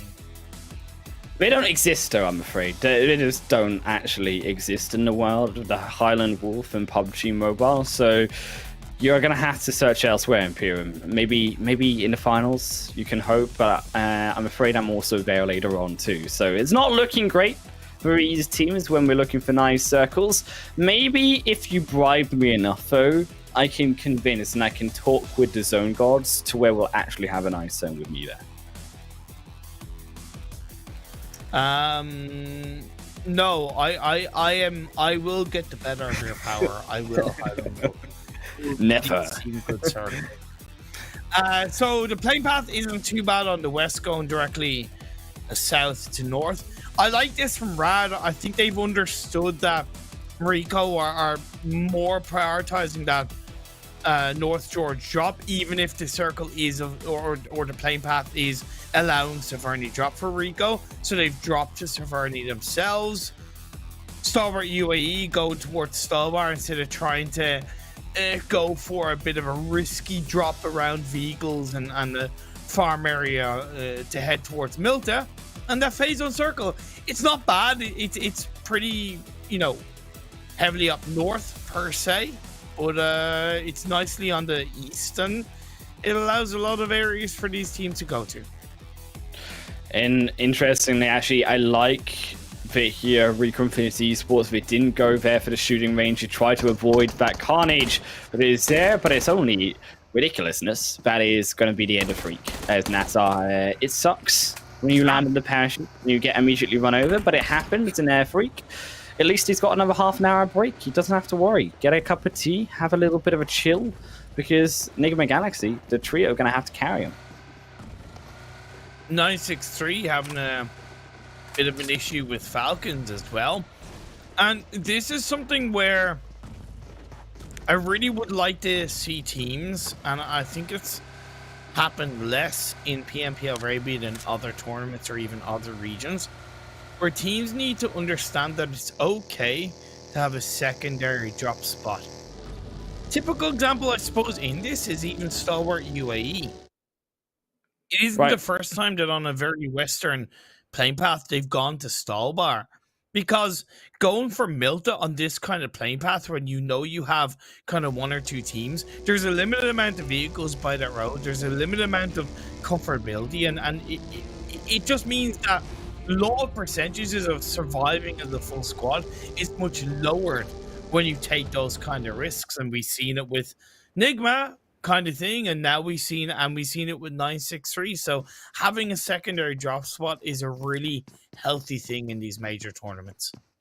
And this is what we also echo here with Rico Infinity Esports, as I say, changing that drop spot back slightly over, adjusting it to that North George pole side. But again, as we said, avoiding that shooting range, that more riskier side of Severny closer to north of Stalwart and also Rad.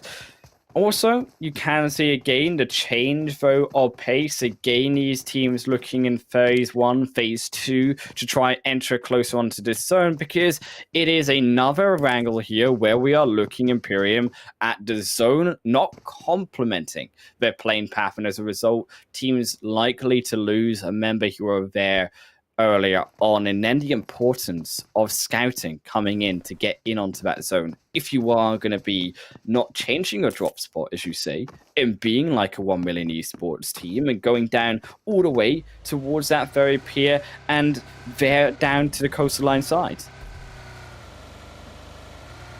It's all good for 1 million going to Primorsk. It shouldn't be too hard for them to encroach onto the edge of the circle. The one thing they just should look to do is essentially wait until phase two.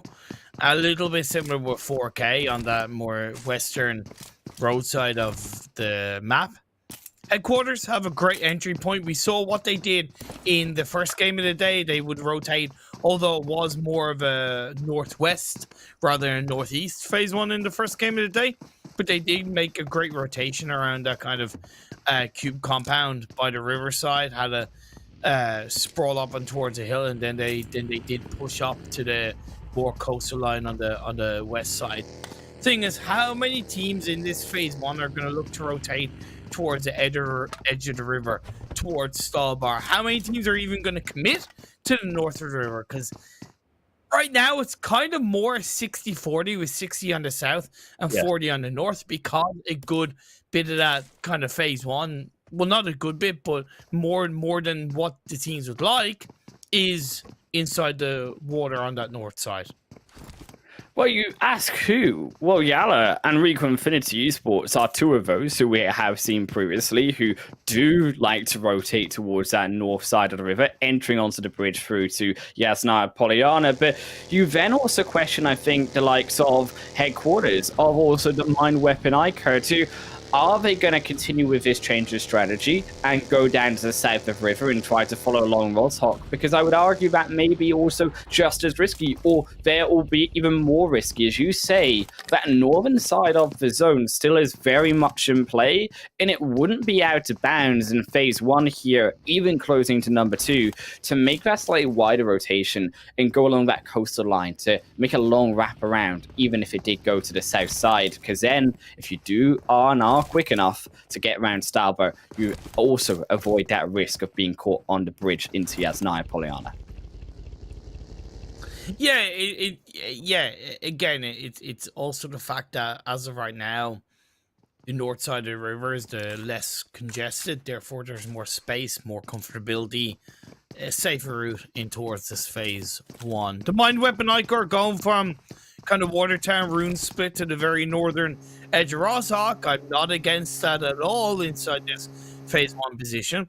It allows them to get a scope of information on the northern side of the river and even get a good bit of information down on the south side. Even keeping a player by the edge of Watertown is also a good idea leading into phase 2 to get more information on teams coming in from the western side of the map in this time being. Falcons, they were a little bit later to Yasnaya, therefore they're going to be a little bit later rotating into this circle, or not into the circle, but into a position of the circle. They can hang around the edge of the river, though, holding on to that kind of high ground that's just down the south of Stalwart if they so see fit. We're about 2/3 of the way through. Highland Wolf and teams, not looking too bad. It's a fair circle here for our first phase, and no one really going down, minus our few ejections early on in the parachute downwards onto the fields of Erangel. But YaLLa, also a crucial position here, as we said, there is the option to rotate down through, or sorry, up through the northern side, and they do hold that location. Rico Infinity Esports heading slightly down towards them and beginning to be surrounded with Rico now. More teams coming across the bridge, and also forgetting here that Rad are also in front of them too. Yeah, that split that YaLLa have is perfect because they have a couple of players in the compound that's kind of either side of a hill, and then they've one down the south, one up towards the north. So it's a bang-on spot to be inside this phase 1. They should be familiar by now with the fact that Rico are going to be on that North George Paul area. I would argue, even be familiar with the fact that Rad might look to take the Severny drop spot because it's not the first time it's happened. While phase 2 pops up, goes quite heavily up the northeast. That means Stalwart is more heavily in play. Yasnaya is more heavily in play, and this is becoming a little bit more of a volatile shift for these teams. You know how I like Imperium. Falcons going to be straight in onto Yasnaya Polyana. Going to take up that location, I do imagine. But as you said, actually, it is Stalwart here. So I'm surprised that the Falcons aren't going for that location, stopping a lot of rotations as they did previously in their massive game that they had previously. Instead, they're all going to try to rotate here around into that northern side, try to rotate in progression towards Stalwart, potentially there also being a shift. Teams also can sometimes be aware, and RTG, I think, have corrected it okay. But sometimes, again, teams need to be aware that it's okay to stay where you are when the circle shifts, and when you're not in your vehicles, you're more focused on, let's say, catching a player out. RTG, a little bit late to that, because I think they could have swiped one or two of the players of the mine weapon if they had been a little bit quicker on the mark with that kind of reposition and movement and those shots onto the members of the mine weapon. Twisted Minds rolling through on the southern edge of the circle. You see 4K, Rico, Infinity, and Rad all looking to isolate themselves on that northern side of Stalwart. It's quite risky when you go too far up north on the Stalwart location because you don't get that much information down south. Therefore, if the phase 3 shifts heavily down south, you're quite blind moving into the next circle. 4K, they are going to gift away though that position, holding instead a 2-2 split versus Rod. It's Rod beginning to pinch them down. I think the 4K realizing they're in a bad pinch, trying to split their decisions elsewhere, but as a result may just lose 2. He is going to need a miracle fight for 4K to again gift themselves back open. Some more space is Rod closing on in. Golden the first targets. Inside the shed, nowhere to run, and pinned himself into a corner. Molly there just finishes him down, and they didn't even give a fight over to Rad as 4K, this final one here, will surely fall. Rafi Cobra gonna use either side of the wooden area to protect himself, but it's a good 4-man push by Rad. They're not making any mistakes. They're not taking any chances on that push, and I really appreciate it. I could argue that 4K, the other 2 players, could have been a little bit quicker / more aggressive on trying to create some space against the rest of against Rad. But then again, 4K probably would prefer to play a little bit passive and go, okay, look, we made a mistake. We lost 2 players, but we still have 2 players up. Let's play a little bit more passively, adjust our play style, and try and extract some kind of decent result from this game, because again, every point counts. So I don't mind that from 4K, considering the position the team are in. Oh, a big shift though from this circle here, and it's very up in the air, Imperium. Yes, now Pollyanna still inside the circle, but it's Stalber who we are going to see the most of in this third phase. And I asked, or was asked here by Zute another day of this event, where would you like to see the zone shift to? And I said Stalber, because I think that we haven't seen enough. I think that Stalber is one of those trickier locations where there is so many little dips, so many nooks and crannies that can be taken advantage of, and the terrain very volatile over in this mountainside, and the information going to be highly tested through all of these teams on do they know the spots of Stalber that are strong enough. How does Stalbar finish? The very top of Stalbar finish in an America's Elite League, a day that I was commentating with Maxman, and that was a joy to behold. So I'm with you for Stalbar finish. This is probably going to be more of a southern side of Stalbar if it is going to finish up on top of the mountain for the time being. Stalwart UAE currently hold on to the highest part of the mountain. As Revolution, a bit of a 3-1 split. CONQUEROR hanging on towards the eastern side. The Mind Weapon iKURD, one of the teams we're really waiting to wake up in this game, move in, while Headquarters, a good average so far, but they're going up against the members of YaLLa for now. They've lost a player. Aziz is eliminated. It's a high ground information that YaLLa are utilizing to extract the members of Headquarter, and they're running on into Rad. It only gets worse for YaLLa. He's slowed down in the face of them, but walks straight on into another. And it is disaster for Rad. Or should I say Headquarters here as Rad take down a secondary member. Down to 2 here for Headquarters. They can try to push back. At least they've got survivability here like 4K, but it's not looking great at all through from them, and almost losing another. Oh, come on, Headquarters. Come on. In Headquarters, we trust. In 4K, we trust. Look, in Mind Weapon, we trust. I'm going to get behind them for the time being. Naya, trying to react to Rad in a confident way. Throw out those shots to slow Rad down. At least they're a little bit deeper inside this circle. And if they leave it a little bit longer, if they're able to suppress Rad, based on the next circle shift, it could be YaLLa third-partying, or at least kind of pushing Rad from behind to give Headquarters more space. So it really is important that Headquarters still be a little bit noisy, still look to kind of take a little bit of risks against Rad and not stay too passive in the shack.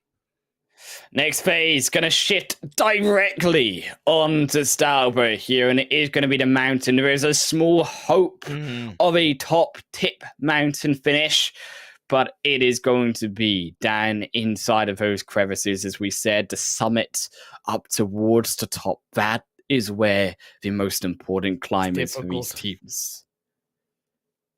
Yeah, because there's many levels and layers up on the kind of side of the mountain. You could say that means there's less comfortability on hanging on to either, let's say, the west or the eastern edge of this circle. Yeah, there's compounds in play in which Falcons and Revolution hold on to, but there is that kind of high ground above that does force both teams to play a little bit more isolated, a little bit less comfortably, and of course push on the teams around them. So I'm curious to see how they both deal with it.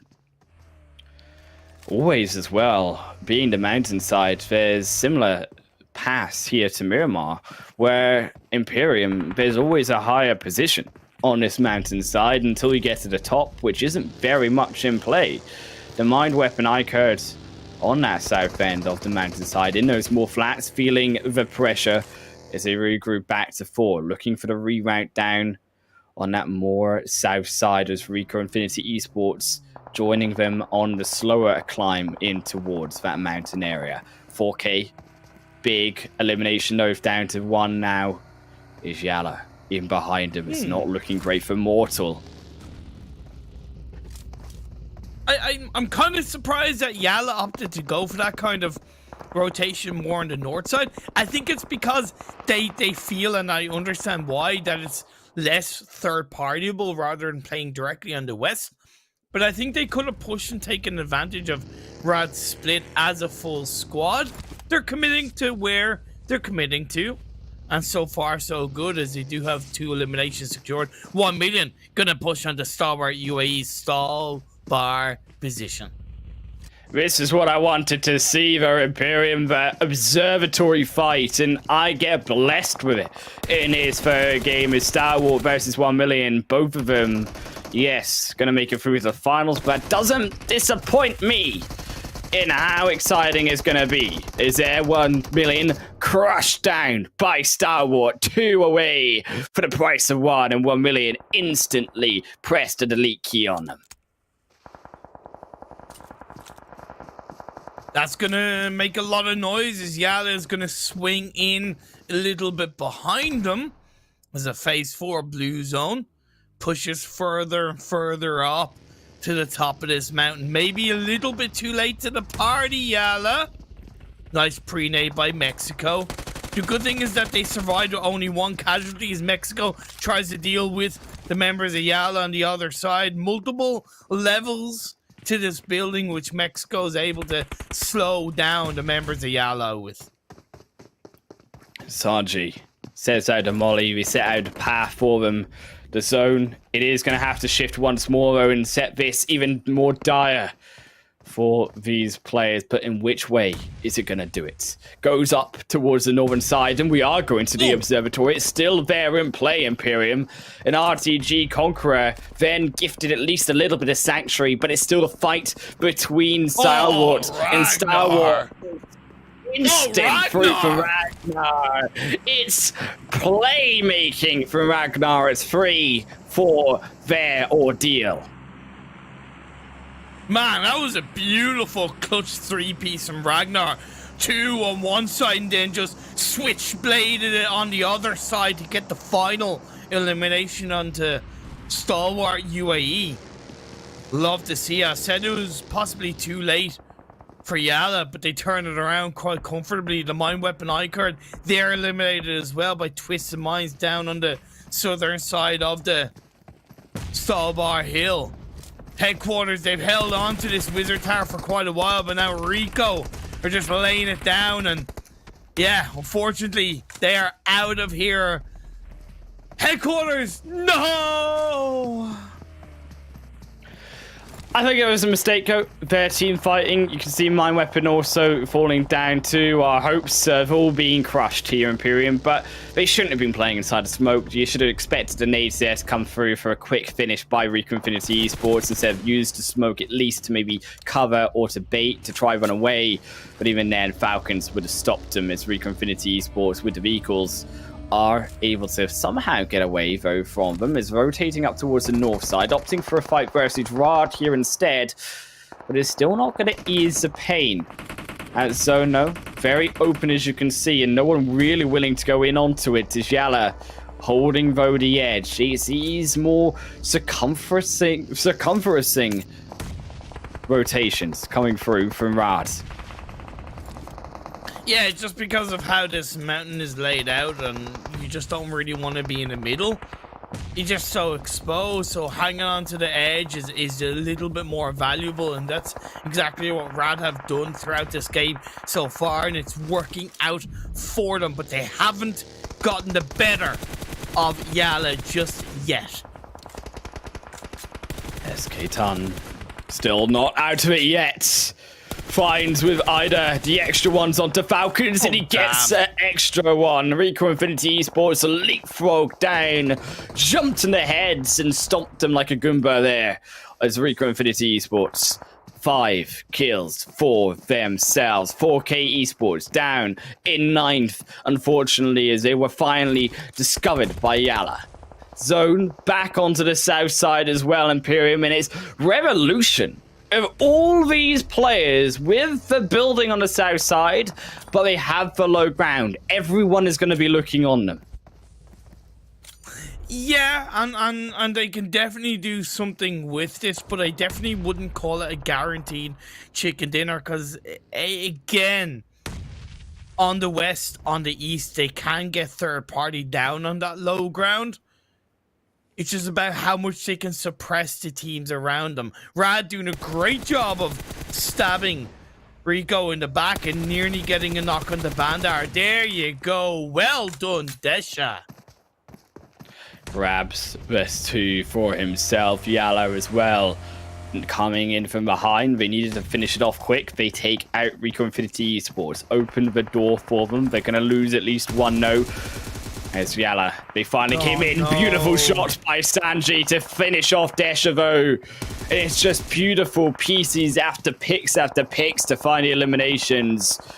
Rad going to be gobbled up by the blue zone as it closes in. Sanji looking for the final one, but Sadat catches to jump over and says no, thank you, as Ragnar now comes in. The blue zone tickling him away. Can he find the extra shots? He's got the low ground, but a head pops up and Ragnar snipes it away and finds the elimination straight on back.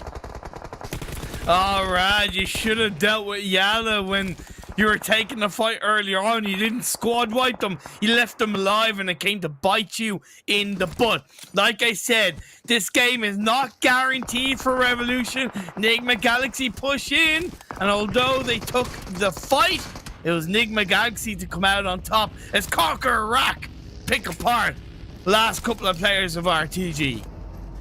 And CONQUEROR, a full 4-man strong team here versus duos and solos. They should be able, with the numbers here, Imperium, to do some serious damage in onto this game, let alone maybe even grab the chicken dinner.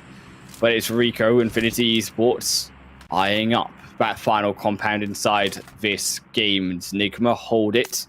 Possibly only looking here really to camp it, because as this next shift comes away, they're waiting for the decision on where to exactly go. But Sanji will not be allowed that decision as River finds him through the smoke.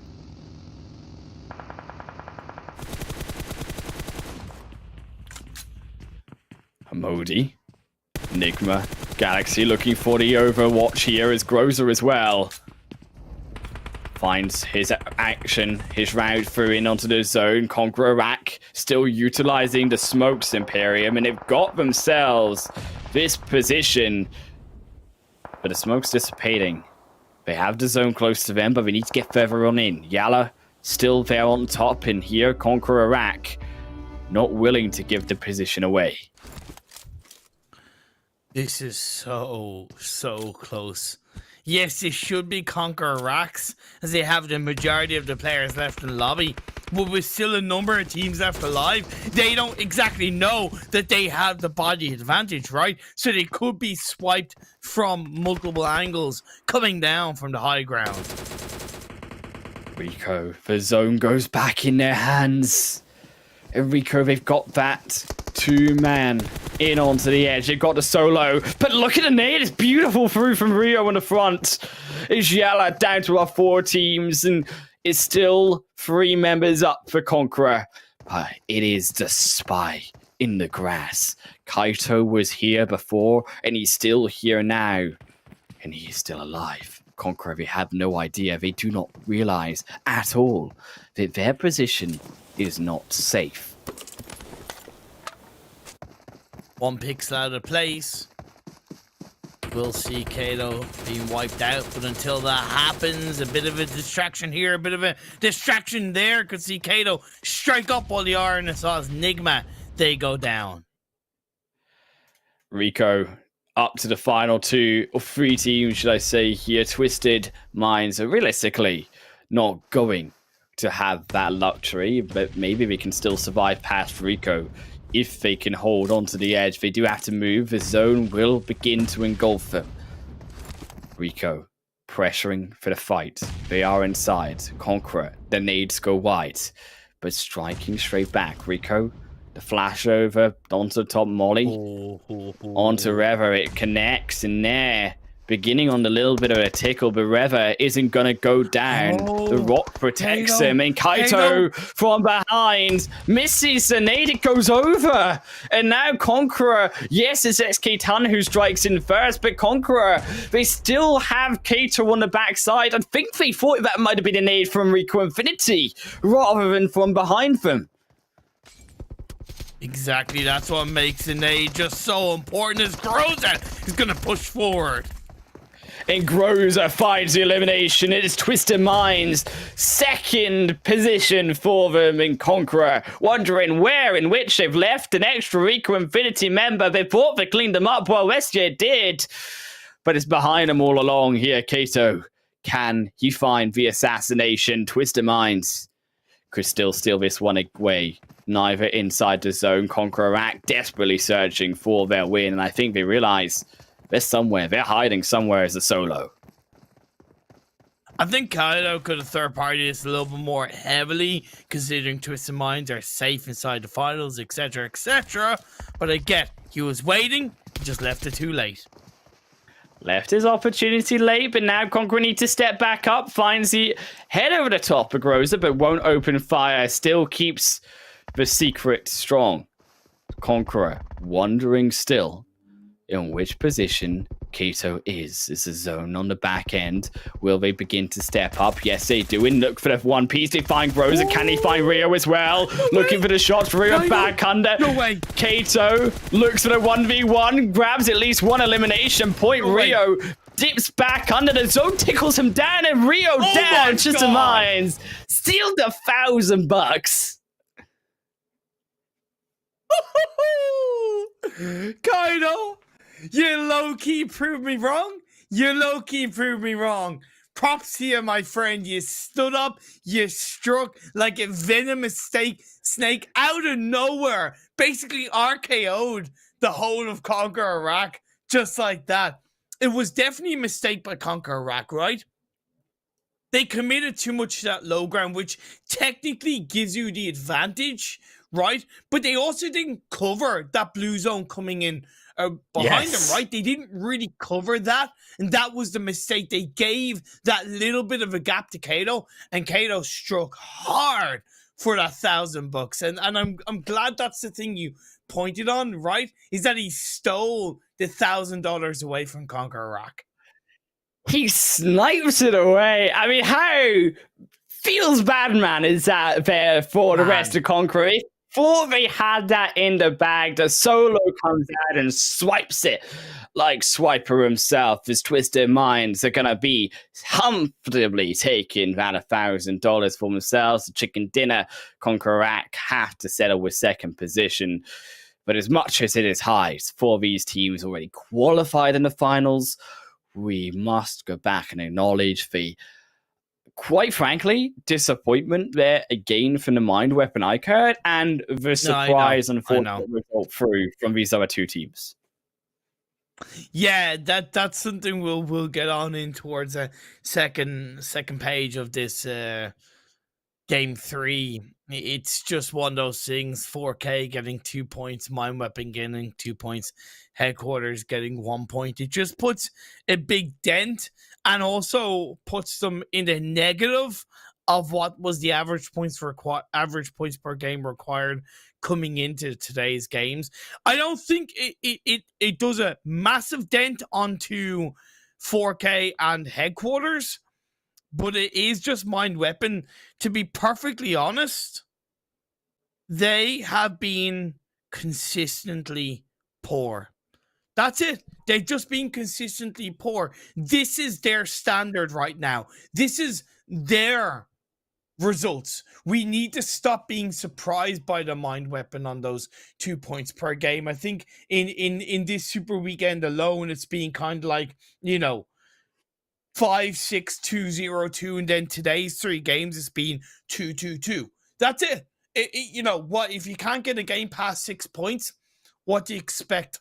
What do you expect us all to think? It's harsh. It's harsh, and it's hard to say it, but we have to call it as we see it. It's the facts, right? At the end of the day, if they want to perform better, they gotta prove to us that they can do better a little bit more than the 4-point average. That average on point. Oh, looking so darn sweet there as Twisted Minds pick up their second chicken dinner. You still gotta wonder though, quite frankly, and it's been in the back of my mind, 7 chicken dinners still for Rico Infinity Esports. How rich must they be looking out of this competition with still the opportunity of more games and chicken dinners to go? Look, this is why I didn't put Conqueror Iraq in as a bold prediction for top 3. It's why I put NASR, Nigma, and Rico. Because as much as I credit and commend Conqueror for being a very strong team, I see those kind of fundamental, and they genuinely are kind of fundamental mistakes that's stopping them from reaching that next level. Hopefully they can focus on that in preparation for the finals, but until I see that change, I just can't help but put them away from the top 3 leading into the finals. But music though to the ears here of DDD Esports in that third match, and also RTG Esports KURDSQUAD too. They are now sitting a little bit more comfortable in this 15th and 16th position, as the rest of our 17th to 20th teams are still struggling to get there. Still a 45 to 50 point gap between 16th and 17th. And when is it here in Imperium that we're going to see that finally begin to be closed? It will be closed, but will it be close enough? That's the thing. Look, it's there. They know the mistakes in terms of Headquarters and 4K, specifically because we've seen the potential from them today. They know the mistakes. I just hope that this isn't a downward trend, right? They need to kind of dust themselves off and go, look, one bad result, yes, it makes our life a little bit harder, but we show what we can do at the start of the day. Let's do it in game 4, and I think they are able to do a 4K and Headquarters. Yeah, it's the unfortunate though with our best opera moments where it all kind of went wrong. You could argue from those initial mistakes, but 4K on your screen there was a bigger mistake from, I think, all of these teams there, also Headquarter 2. The rotation game, it just wasn't up to standards, quite frankly, for such a difficult shift like this.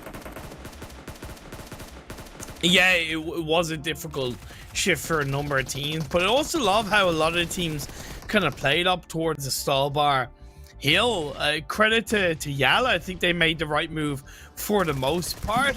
They didn't make it easy, and it came down to Ragnar kind of clutching. You saw that double followed by the third. My God, that looked just so damn good. And I think they made the right call in that moment as well. YaLLa also were able to dispatch through from Rad. Rad did not finish him off, but Rico Infinity doing well here, despite you could see the double knocks through from Desha. Yes, Desha being punished after. But for Rico to get that third position overall and still keep up the consistency, and it shows me actually coming in onto a super weekend, as you said, practicing, experimenting with harder strategies, that when even they're reduced to one single player, but still able to find a good result. And that's, I think, the only team here in out of all of these 20 has been Rico that is capable of doing this time and time again. Yeah, couldn't agree with you more and say it better myself. They might not always get the chicken dinner, they might not always get top 3, but they always seem to extract something decent out of the games, at least when they get given an opportunity. It's a great nade by CONQUEROR. So it'll take down the last player, Nigma, in the closing parts of the game. It was always going to be hard for Rico to try and really challenge CONQUEROR, and I thought it was a great push overall from CONQUEROR. And yes, CONQUEROR go. The timing was just a little bit off. Kaito uses his zone here to pinch that third man onto CONQUEROR. CONQUEROR, there was nothing they could do. It sucks, but you made a mistake. You gave yourself the position away. In Twisted Minds were able to steal it away. I think also poor, quite frankly, their decision making on scouting out also CONQUEROR Imperium. Maybe though they'll be having those bad dreams, be scouting out in the future from now on, especially considering that we're going to the map of Snakes to Sanhok next after what is another short break.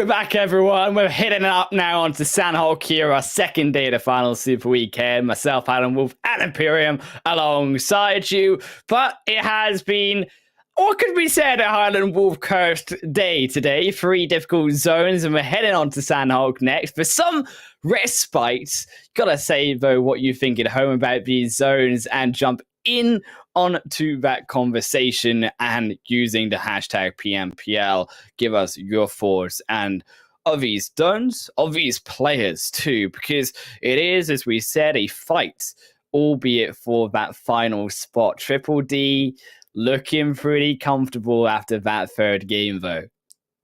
Yeah, they are. There's a small sigh of relief from the Triple D side.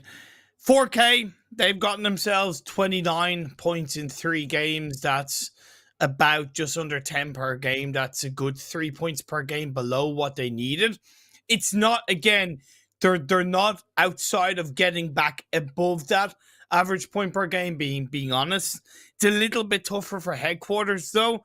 They've only got themselves 22 points, or 23 points, should I say, in 3 games, and that's much lower compared to what they needed, with just 14.5 points per game. So I'm looking at this Sanhok game and thinking, headquarters, I need a hell of a result from you guys. I need a big controlling game from headquarters, whether that's being a little bit more aggressive and taking more challenging 4v4 fights.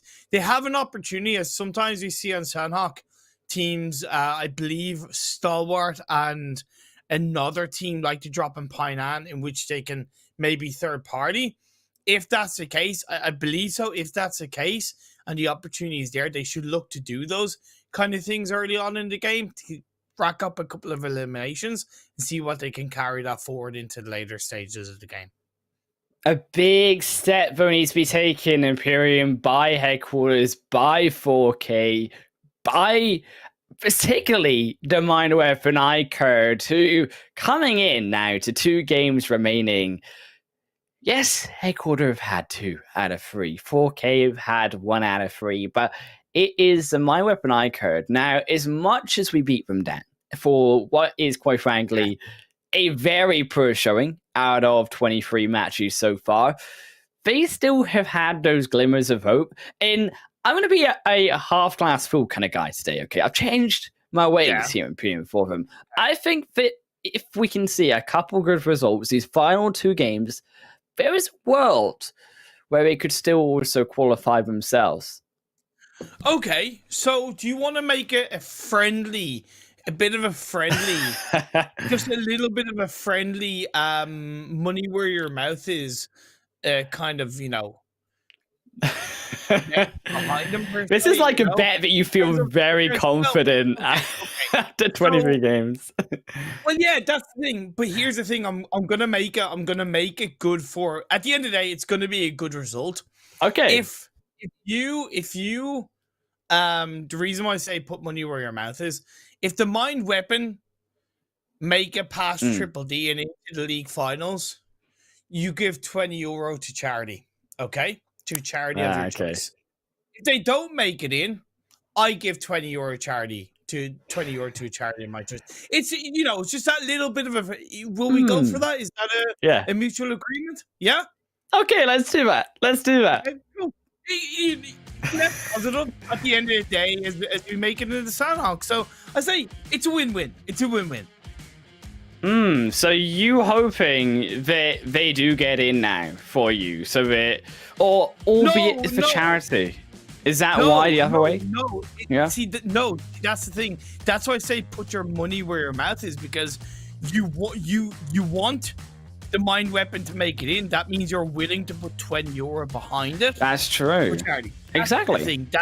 That's how I look at it. So look, we'll have to wait. Again, it's a net positive. Look, I am hoping for the sake of the charity, I've got my mind on it, on what one I kind of want to go for, but they got to get there. They've got what is going to be a long road ahead of them, about 80 points here between the final 7 games they've got, and it's not looking great though for them. Is it 1 going down? It might be from the side of 1 million though. That's 2 for them. They're getting here the kills, they're getting the eliminations, they're clearly are hearing us out for that shouting. Well, the mind weapon normally dropped cow, and I'm wondering if they knew that 1 million like to split drop around that kind of coastline in the mainland and thought, look, maybe if we send the full squad to Tapmock, we might be able to catch them out. I hope that was their game plan. If that's the case, hey, hell yeah. Now we see a 1v1 between two teams who are fighting for the right to party inside the league finals. Headquarters and 4K win out the 1v1. Golden gonna strike back away for the extra 1 kill for themselves. It's unfortunate there for, of course, Headquarters gonna lose out a player, both of them in the fight for that extra position on in. And checking out the replay though, of course, of how the mine weapon did get these initial 2 kills. A very clean 1-for-1, but he's here Zakaria finishing off at least one of the mine weapon before going down themselves.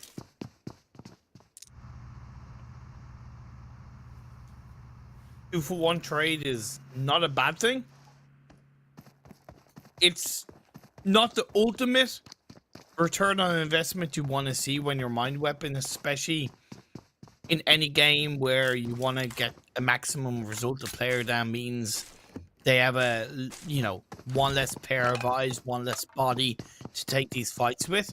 But considering this phase 1 circle is quite heavily on the north, they don't really need to move and they can stay a little bit quieter in around the Tapmock Cow area, hang on to the hills around it, and then look to possibly punish 1 or 2 teams moving in. What I would recommend is they look to head more towards Mong Nai, because not only is it going to be the less congested part of the phase 1 circle, but it also means that they're going to be able to more effectively punish a couple of teams who are moving in from that edge on that eastern side. Let's say CONQUEROR from Camp Bravo, maybe 963 moving in from La Quaya. So let's see how Mind Weapon plays this phase 1.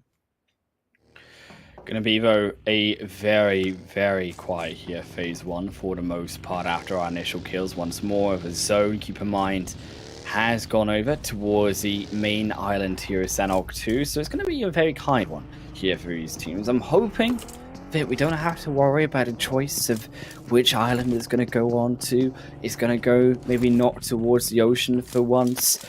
I would like to see, okay, in as brutal as I am, Imperium, at least one game a day where these teams don't have to just completely book it in onto a zone. Yeah, I get that, and normally that's going to happen in Sanhok. Not this time around, you evil human being, not in a bad way, but just a little bit sadistic, YaLLa gonna be moving out of boot camp fairly early, at least sending 1 player up towards the north boot camp hill. They'll want to be careful and make sure that they look around behind them so they cover their ground, and that's what the north boot camp hill will allow them to do, per se, of hanging around and getting information from, let's say, the black hole area outside of boot camp. Headquarters have opted to go onto the northwest island on their rotation in this phase 1, considering their player down. That does make sense, but I would argue they will not want to hang on to that northwest island for too long inside this game. If they stay on that northwest island past, I would argue, phase 2, even if it's in the circle, they're going to ask for trouble on phase 3, phase 4 by teams who are already solidified on that mainland. Revolution were rotating further in. Okay. Now being caught by the other 2 here of 1 million, but it's unfortunate. Another knock there against him. Oh no. Ali, you cannot pray to him like this. Oh, it such a feels bad, man. I mean, 1 million. It has been bullied here. Revolution now on top of him. But looking at a 2v1 onto QHT, I don't think he's found the 1 million esports players yet. No, they've not moved. I don't think he has a clue. I don't think he has a clue that they're there, being honest, because if you look at where Revolution are spread out, they have 2 on the compound by the coastline, which is what I said about Headquarters moving in early. because teams are already going to be solidified. They've won across the road, and then they have QHD, where we see him right now very close to the 2 players of 1 million. I appreciate that the 2 players of 1 million are not striking because they don't know exactly how many players are there, how much cover QHD has. They just want to lead QHD into this trap. Trap, albeit, is set to see if it will be plundered for the reward of 1 killed on their platter. Ragnarok also searching out one of RTG, but he's on the other end of our house and he gets away with it. Kasaram not noticed just yet, and NASR also being baited in. That is wild, like literally just prone down and not spotted out. It's a weird split from RTG, especially when you consider they kind of dropped split. You think they would have looted up a little bit quicker and then moved together. As it happens, NASR really not too familiar around it. Vito gonna look for what initially looks like a 1v1. His teammate is there just to support him at least somewhere on the underside, but Vito is gonna be under pressure. He wins the 1v1, prones down. Good play by Vito. He's not out of the woods yet. There's a secondary coming back towards him, and Batik is still there from behind it. So 3v1 is now the Vito solo here for RTG has been pincered. They completely now bottlenecked him. Spam down the bullets onto him as Ragnarok will not let out. Finds the execution with the extra damage, and now with the elimination set out, J9, the next on the menu. Like, where was the rest of RTG in that moment? The second the knock came through, RTG should have been pushing aggressively, whereas they allowed Vito to get knocked. The second knock came through because the distraction wasn't there. The third one is played out, and now RTG are down to just a solo. The lack of communication, the lack of synergy is so obvious in RTG's playstyle. When they get it right, they can genuinely look like one of the most dangerous teams in the PMPL Arabia. But moments like that shows that they have a lot of work to do.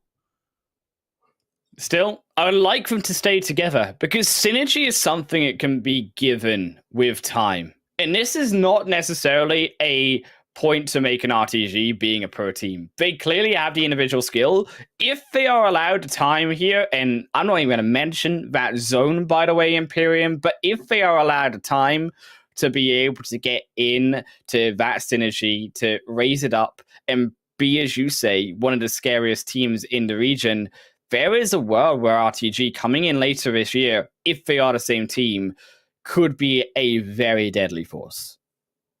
Yeah, that's fair. That I just needed to highlight and observe the work they still have yet to do inside this start of the 2022 PUBG Mobile Esports year. Headquarters did move across in the first circle, which is great to see. They're now sticking to the coastal line position, which makes sense, and they've kind of wrapped around the 2 players of 1 million, which is good to see, but I wonder how much information do they have. Rad went for a botation on a side note, and it went horribly wrong for them, giving a couple of free elimination points over to the Mind Weapon. The Mind Weapon didn't quite go as heavily towards Mongnai as I would have maybe have liked them to, but sticking to that kind of coastline, to that northern edge of the circle, was at least pretty healthy to see.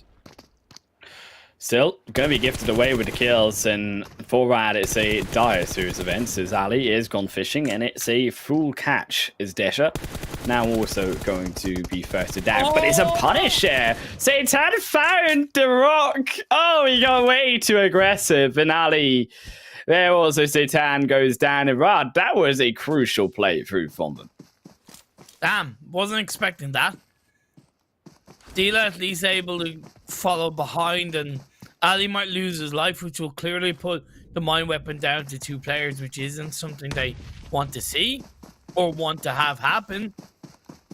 But until Satan kind of swims over to the side of the rock, the opportunities though. Oh no, Munir's made on the other side.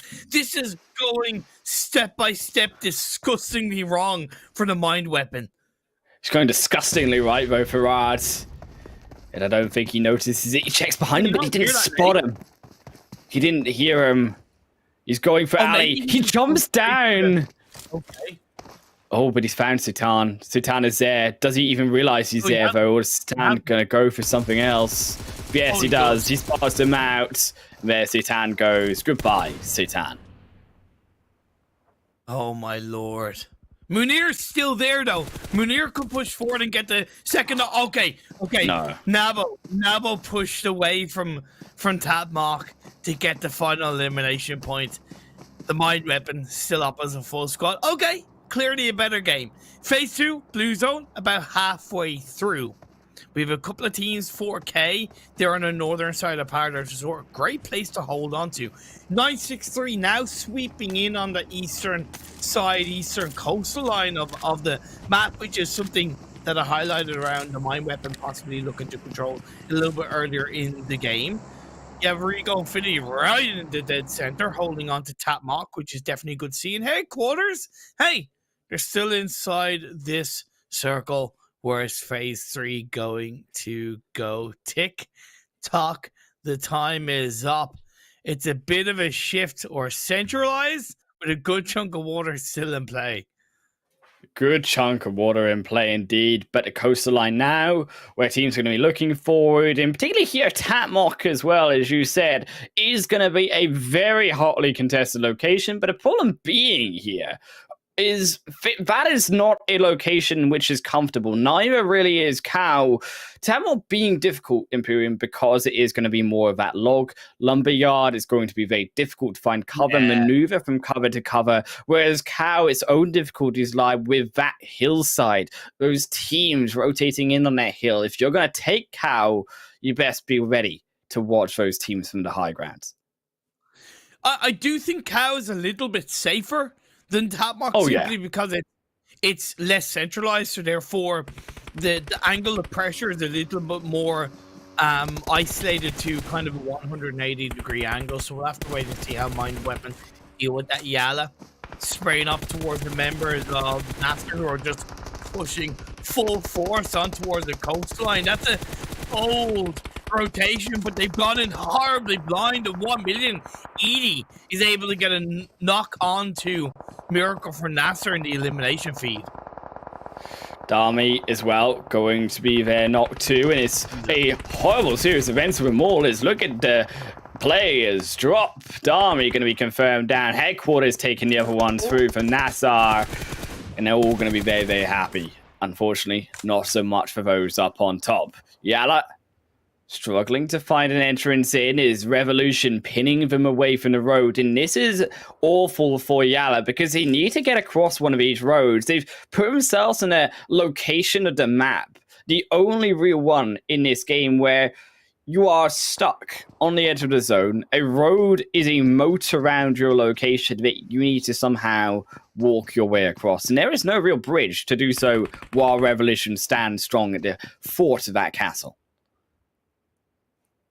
4K have made an initial mistake in this fight against Stalwart UAE. They held on to that kind of northeastern side of Paradise Resort in the previous phase. And there's a big sprawling hill that's beautifully able to be controlled right to the north across the road at Paradise Resort.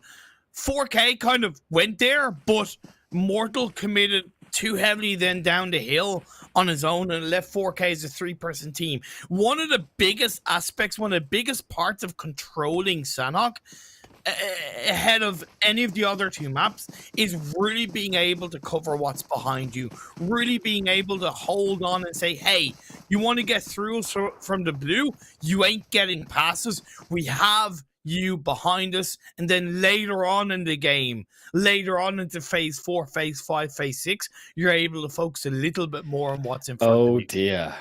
Oh dear, Imperium. We have struck again. Well, I've struck again. I have to just openly apologize for coming back on broadcast today and making these players' lives, quite frankly, a absolute misery. Honestly, I don't think this is bad of a circle shift as it looks. Because if it hadn't gone down south, the black hole would have been in the middle. And that would have been just as bad, if not, I would argue, worse than what we're seeing right now. Yes, the water's in play, so it's about 65-35. But at least you're able to play the edge of the black hole, and the teams kind of know what is cover and kind of what isn't a little bit more.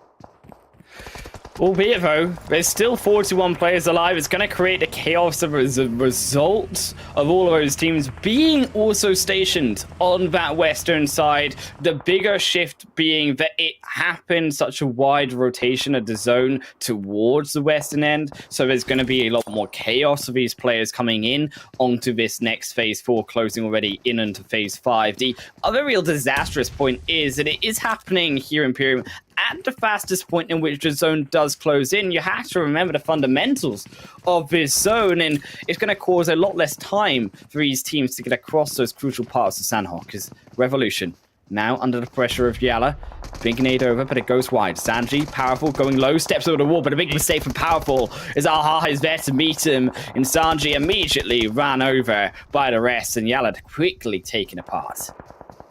Yeah, good job done indeed. Rico Infinity under a little bit of pressure as they're trying to deal with Falcon. Falcon, as far as I know, end up going down. No, they have one player in the blue looking to heal up. Alaji is going to quickly look to react to this circle and move in off the back of taking down YaLLa, holding on to that western side. Nigma Galaxy swinging in from that northwest side and late on into the game, but still up as a full squad. 0 elimination so far. Messi with the nade knock on Dali. The standoff here on this northern end, the coastal line belonging to the teams that need the points. Headquarters inside the building, closer to the zone, but it's the mind weapon iKURD who have to fend off everyone coming in from Cow and Tatmok as Rico Infinity aided down by the help of 1million. The duo here who have been sat all the time inside of this area, now reaping the rewards of this zone shift. There's another one down to the coastal line. Now is where it gets dangerous, Imperium. You said it was nice. Well, going into the open ground, I'm not sure how these players must agree. It's 963. Zuxi finalized out by Ali. 7 eliminations for the mind weapon. That is more points in eliminations alone in one game than Mind Weapon have scored in all 3 games so far today. Have they spoken to us? Have they spoken to each other? It certainly looks that way. They still have 3 players up, and they have their backs covered against 963. Great position by Nabo up on the high ground. Not quite able to connect the shots as of yet onto Messi. But they're so close to the edge of the circle, and if it's not the mind weapon, it's going to be 1million that finishes them off. Boom. 8 now in the back for them. But we need to get down into the zone. These short walk in over the top of the hill. Spy down even more. But 1million are there to greet them at the other end of it. Looking for the spray down. We find a leg.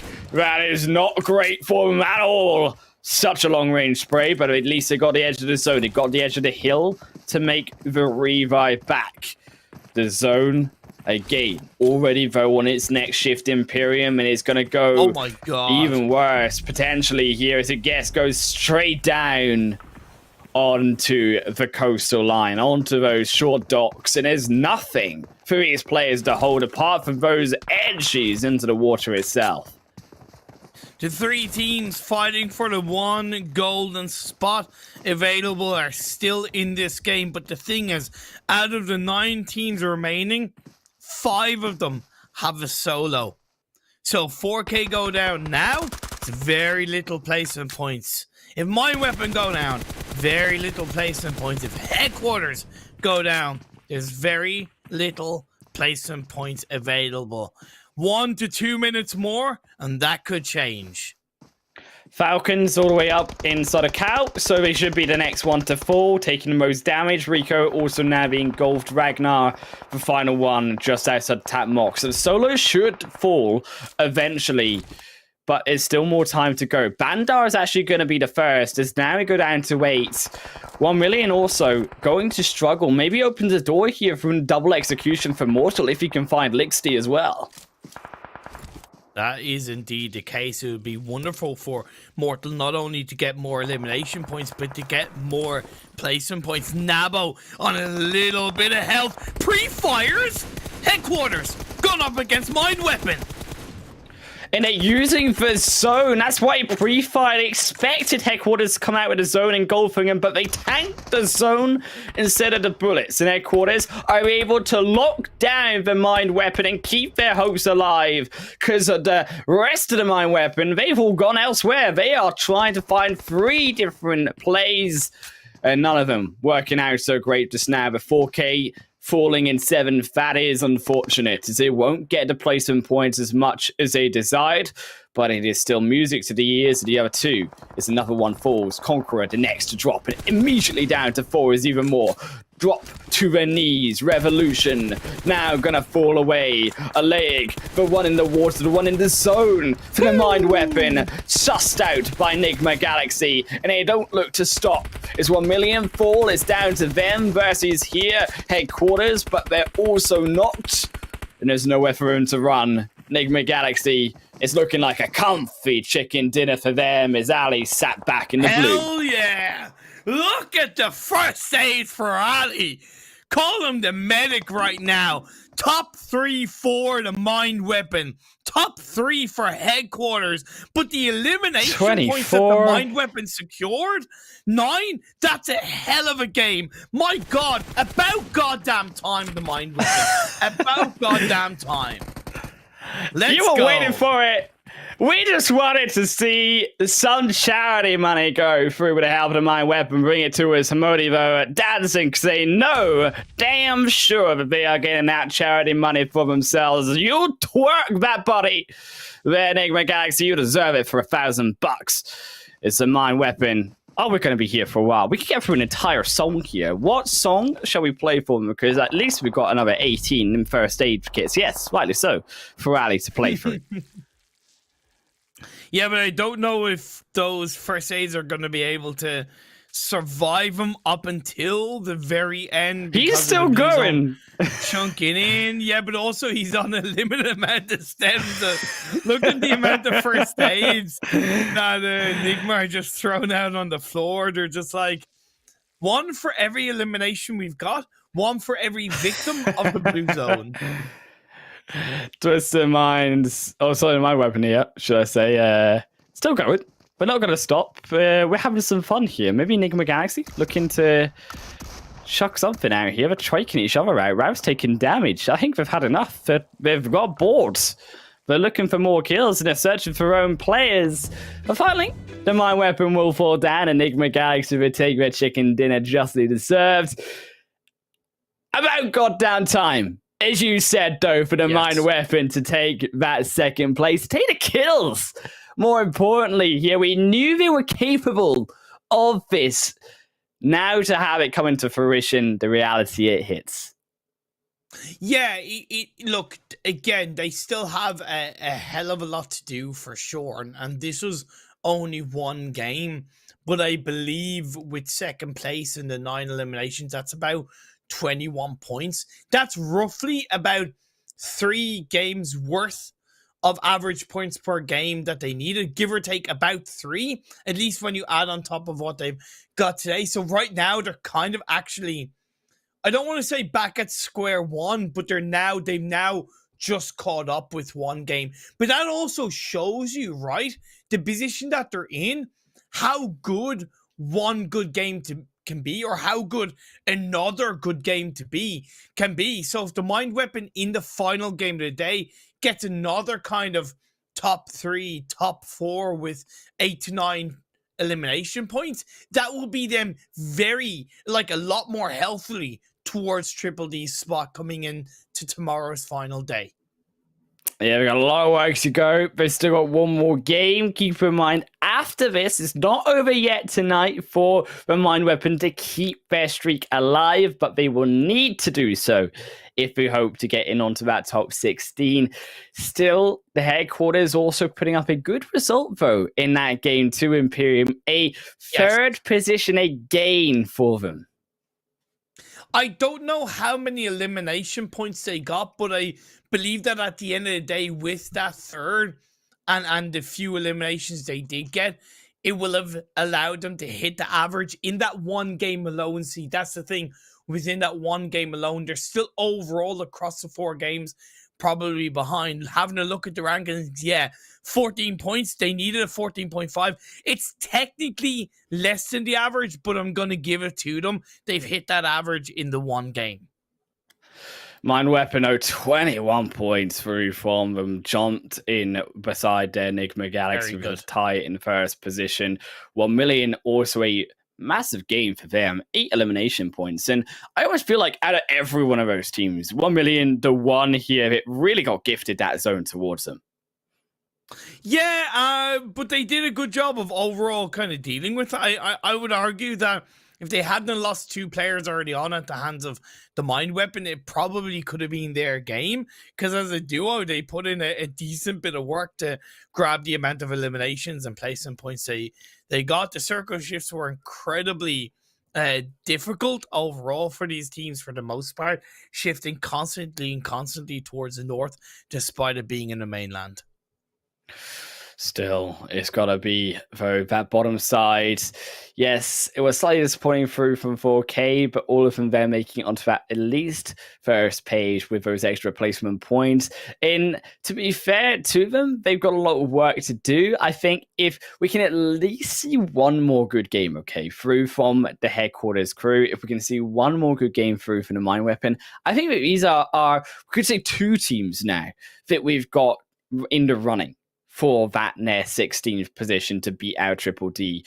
Is we check out our overall rankings, I'm still worried at 4K slightly more because they're not getting the kills. They're not getting as many placement points or points overall as maybe some of these other teams. And they didn't have the lead of those previous 15 games like the Mind Weapon iKURD had. Yeah, it's just been a little bit of a stagnation from 4K. 5 points in that fourth game of the day wasn't the worst, but it wasn't also really the best of what they need in every single game across the board. Rad still yet to really hit a chicken dinner. Actually, that's one thing to note. They're the only team in the bottom 8 to not get a chicken dinner. That kind of worries me a little bit leading into the league finals. But this is it. 221 is 192 is, or 161 is the target. There you go. The Mind Weapon, they're finally a little bit more heavily above KURD 12. They're on 99 points. It's a possible amount, realistically, to beat. We've seen time and time again teams get 70-odd, 60-odd points. Yes, it's quote-unquote rare, but we see enough for these teams to grab it on our final 3rd day. But the Mind Weapon here is to check out the best moments, or best opera moments of this 4th match here, and a beautiful dance through from Mali. I feel like dancing was the name of the game here, all the way through to Nigma Galaxy. Well, when you're in a map like Sanhok that is a bit of a, jungle, you have that rain dance kind of forest, Amazon rainforest kind of map, right? Yeah, that's pretty much what it is, and yeah. But this is the fight between RTG and NASR that just so critical of RTG and the fundamentals they got wrong and in communication and teamwork. Vito did such a good job to slow down and to essentially get an elimination point onto NASR. It should have been that quick response from the rest of the team. It was these extra little kills here the Mind Weapon were able to grab. Yes, they lost Ali in the end out of what was a slight mistake through from overaggression, punished by Satan, but they were able to get 4 overall from Rad, and it definitely helps their course, as we say, to the 99 points that they now currently sit at. A big fight, though, from the rest of these teams as YaLLa, pressured, unfortunately, by, as we said, that roadside, just could not get an easy way onto Revolution. They then fall, they all make their way, though, in onto the front of, as you say, progressively more and more difficult zones. Like the mind weapon, you know, they nearly lost out against Rad, to be fair. They nearly lost out against 963. So every hurdle they came across, it wasn't like the cleanest, but they still survived. They still stayed in it right until the end. Right until the end, they got themselves up there. So fair play to the mind weapon. iKURD, I have to say, like, credit where it's due. I'll always call it. It was a really good game from them. Like, I've never seen as many first aid kits quite yet on Sanhok, but Nigma Galaxy, they were packing them all and they were selling them for quite cheap. Could buy 10, get 1 million free through from the rest of the Nigma Galaxy crew. We're going to head through to one more game, see if we can keep that consistency going. Charity, we've got a bet, got to see who wins out a little bit more on Erangel.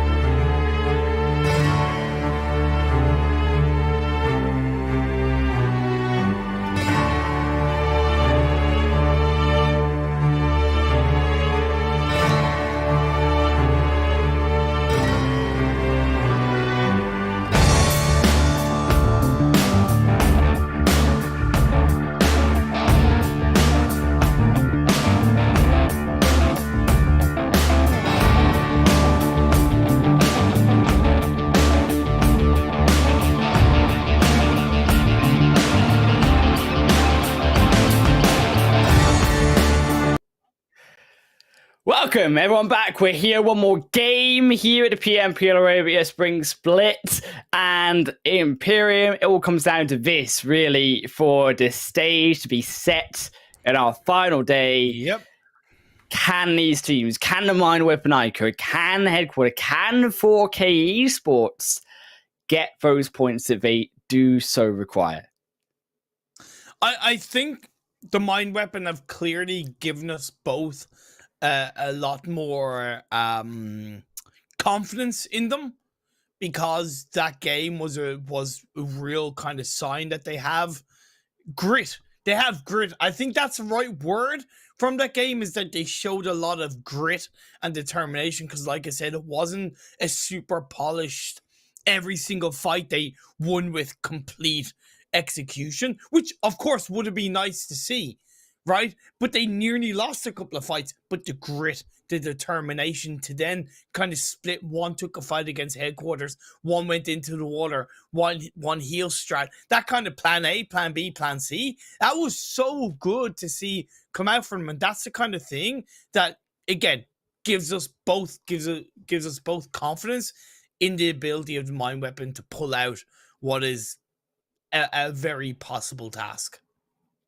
Yeah, though they've still got a long way to go. Still 6 games, though, to go Imperium, and that's the crucial part about it, is that, as we said just before the break, it is a possibility to still get those 60 to 70 points that they need. It's difficult, but we've seen it done in less games. We've seen it done in 4 games where teams like NASR previously in this tournament were able to get that 70 or so points as required. So the reality is there. Yeah, like Mind Weapon they started today needing 8.9 roughly per game. Now they need about 10.5, 11 per game, right? So yeah, it's kind of gone a little bit on the negative, but I also don't think it's gone that much in the negative again, that I don't see them building on it. Because if they get another 12 to 14 point game, again, it once again puts them closer. But as we said at the start of the day, game by game is how we're looking at this. Game by game is how we're really judging what these teams are able to do.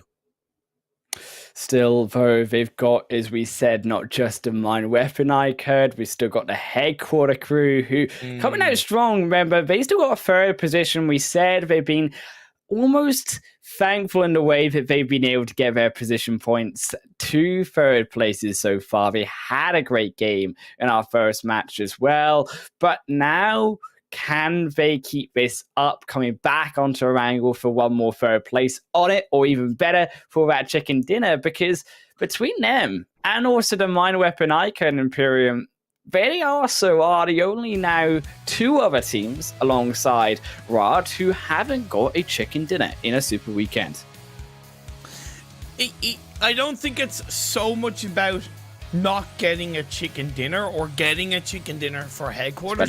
It is simply about by hook, but by hook or by crook, they just need to get every single point that they can get. It doesn't matter how they get it right. If it's by a chicken dinner, cool. That's a big plus, because that's a guaranteed 15 points. But just as much as a squad hype is guaranteed 4 points, right? So it's just about how Headquarters can gather. They are in the biggest mountain is theirs to climb, right? Because they're currently on 63 points.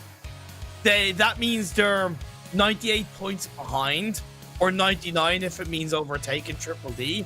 That means in today's last game and tomorrow's 5 games, currently they need an average of 16.5 per game. Like 16.5 is absolutely ridiculous, Imperium, quite frankly. They're going to need about the best result I've ever seen in any cast of any team in PUBG Mobile so far to get back there. I want to say it's a reality. It's just quite frankly isn't, because we're talking at least a chicken dinner plus on top of at least 2 kills just to get that above average. Per game, yes. Per game, if they get that. Per game. But like I have kind of touched upon, and like they did achieve in the first game, if they get a very strong 25-27 point result, that's that cushion, right? That's that kind of little bit of a buffer, so the next game they don't need to get that chicken dinner and 2 elimination points. They can get a top 3, a Sanhok-esque result. Oh man, there's so much weight, so much pressure on these 3 teams' shoulders. The phase 1 has popped up. It's quite central. It's a good phase 1 in this Erangel game. I'd say the best of the day so far. Yes, a little bit of the northern seaside is in the circle. That river is in play. There's a lot of areas to control inside this phase 1.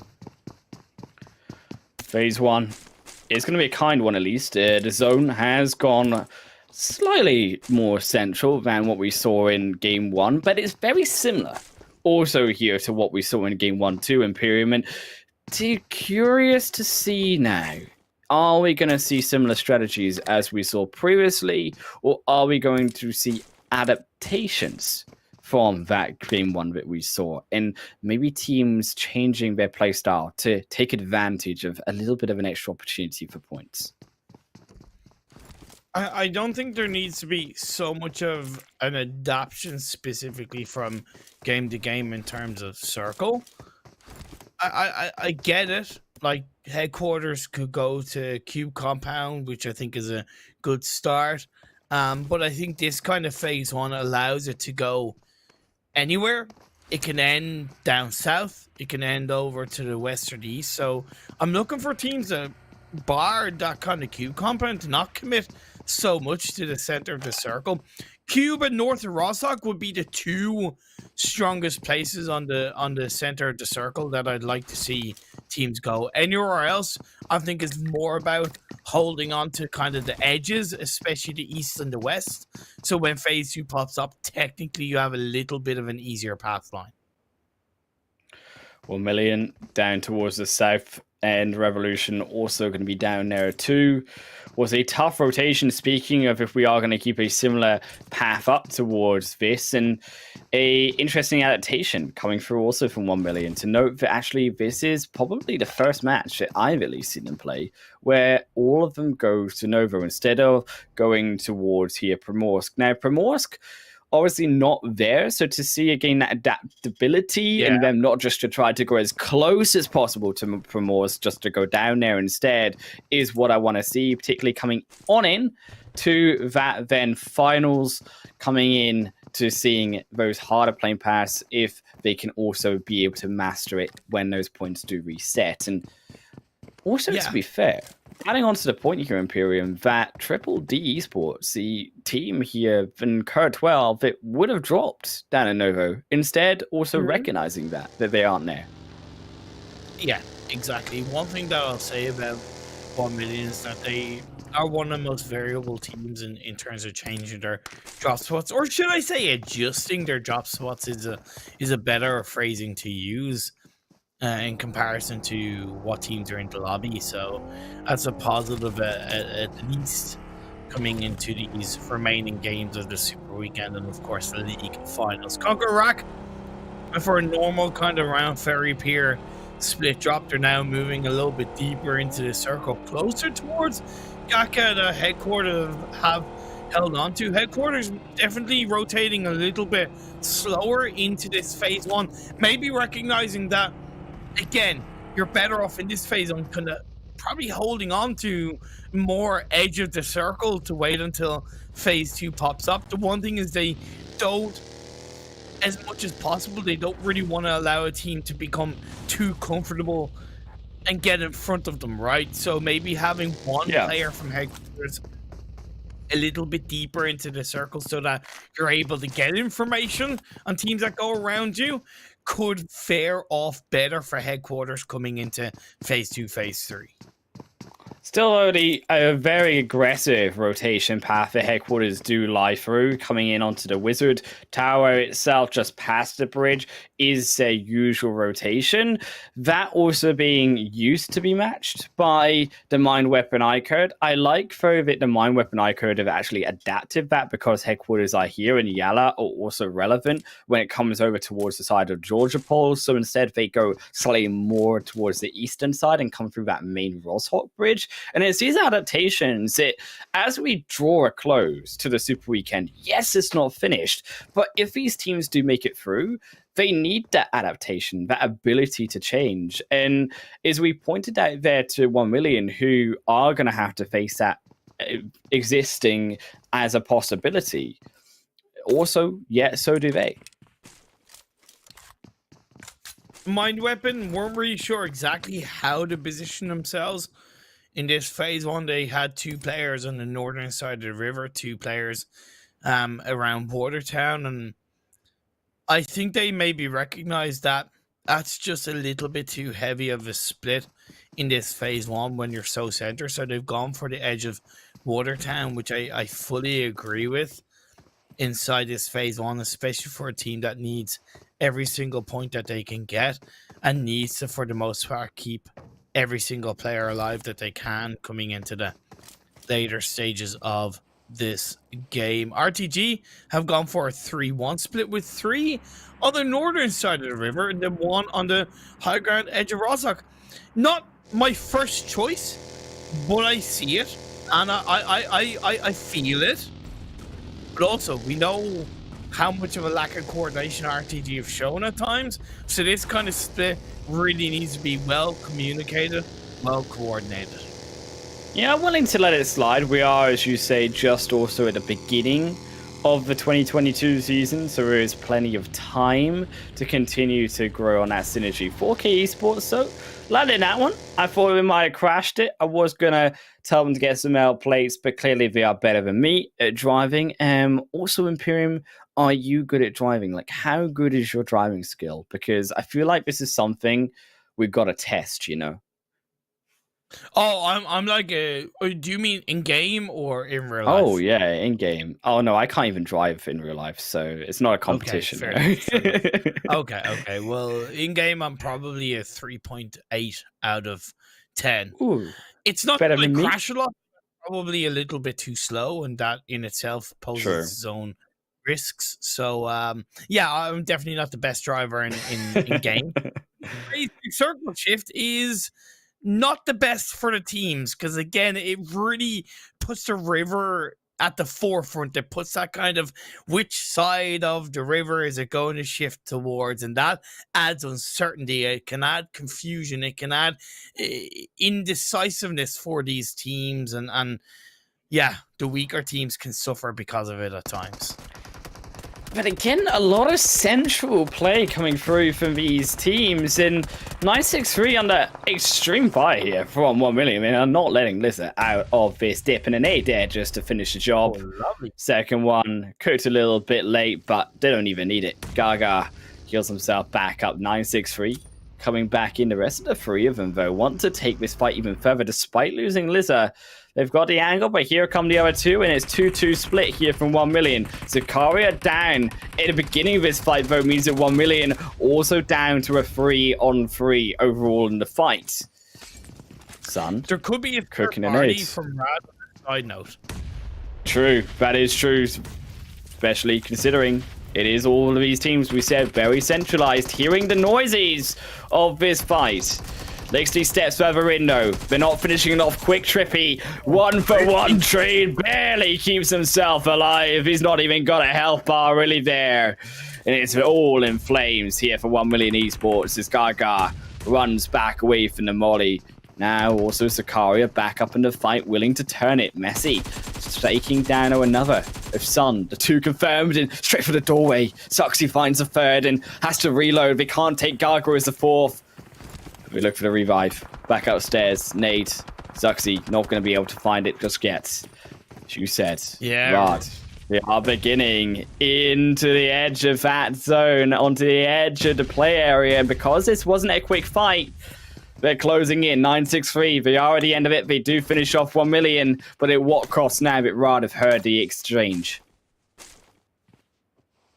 That was great by 963. Solo play wise, that was extremely well played. Trippy with the 2-piece on the players through the door. Some great pre-firing. Yeah, Zuxi then taking that 1v1 as well, or not so much a 1v1 but through the window. Yeah, just well executed, and 1 million go down without any real breath of life in this game. Of course, this phase 2 is closing in as of right now. 4K lost 2 players, lost 1 player. The second was knocked, but the revive has come through. They came into contact with RTG, so that's some good play by RTG to push the likes of 4K back a bit leading into this phase 3. The mine weapons still around the Watertown area on their split, and headquarters have a bit of a wild spread on that western side, but it's an eastern shift on this phase 3.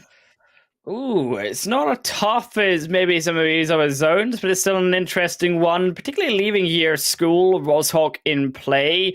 There's a lot of focus on the hillsides coming in for these teams. Yes, it's not inside of the zone, but that slow approach coming in, maybe wrapping around towards that coast of the river in onto Roshawk, is where we're looking at some of these teams going, particularly there, the mined weapon iKURD.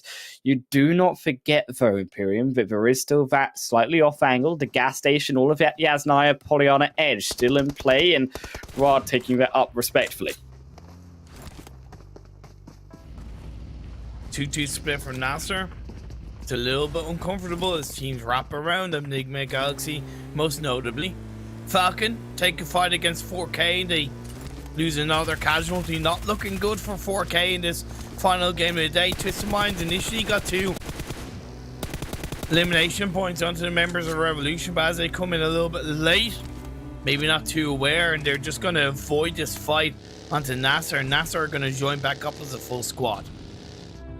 Yeah, Roshawk not really going to be where teams want to sit down in. Roshawk more often becoming a shake of hands, giving the building away, then fighting only when you need to, because of that road in the middle, stopping a lot of those fights, a lot of those exchanges. But a mine weapon iKURD in 1 with here Revolution. It's a 1v2. It's not a favorable exchange here for Ali, but he strikes down. Instant snap back onto Rex there. Can he get another? Yes, he almost does. Smoker catches him on the slip of the stairs downwards, and Ali, the 2-piece for Revolution's demise. Man, he's slowly becoming the hero of the day for the mine weapon. He'll love to get his team a 2nd place in the last game. Clutched up a 1v2 right now against Revolution. I would argue didn't need to be a 1v2, by the way. They still had 2 other players there. A second one could easily have joined up. But either way, he got the job done as CONQUEROR going to be going up against the members of headquarters outside of the circle. Ali! Oh my lord, enemy! Enemy! Give him a chance! That was a beautiful headshot. That was a beautifully timed headshot indeed, but it's not over yet. It's now to retreat back through the mine weapon, willing to solidify their position here on the edge of Watertown on the entrance to the zone. CONQUEROR also making their move, not willing to dance though with here headquarters as Shrod looks to catch on to the buggy. They're trying to find them, but they can't get anything. Shrod left here, it grows on the back end. It is all falling apart for the mine weapon. Is CONQUEROR confirm out the other? Unless you absolutely see that it's a full squad, you don't fall for the bait. Nabo, you can do better than that. Still, the mine weapon are up as a 2-man squad, and they do have the anchor point position, which they were holding on to for a little bit of time, that they then moved away to join back up as a full team as we move into phase number 4. It's shifted back over to the west. NASR in line for a strong result. The Roshawk high ground is still in play. Hell, we could even have a Roshawk finish. We could have a Roshawk finish. It's looking pretty darn central indeed too. Here now, more teams looking to go in onto Roshawk, relying on it being more of the location that will finalized out in this final game, and it's a big question mark over all of these teams to the positioning. More so, you could argue here the Hills coming out of school, which Twisted Minds are a beautiful spot though out of all of it, because you have the high ground overlooking here, ROSHOK. You have the ability to punish those coming away from the school. Headquarters 2 coming in from those flats, and as long as they keep this position under control, they don't peak too high and get caught out by those in the buildings, it's a beautiful piece of information for them. That's very true, but do they know that Nigma Galaxy are still in school behind them? What information are they going to be able to get themselves? For the time being, it's not bad on top of ROSHOK Hill. This phase 4 Blue Zone is starting to close in. I do appreciate and love the fact that most teams didn't commit, actually all teams didn't commit to ROSHOK too early inside this game. Phase 4, on this kind of shift, I get why teams have committed into ROSHOK. So big props and big credit to all these teams. Now we're on the outside. Those who have been left, those who didn't go.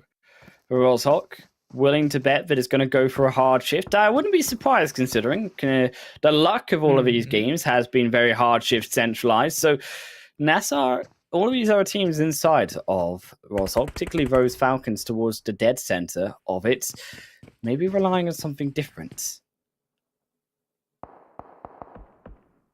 All three teams fighting for that golden spot are on kind of the west/southwest side of this circle. 4K, northwest, the mine weapon, direct west, headquarters, southwest. Okay, more south. Okay, my point is they're a little bit isolated away from the cluster teams that are on ROSHOK and the east of ROSHOK.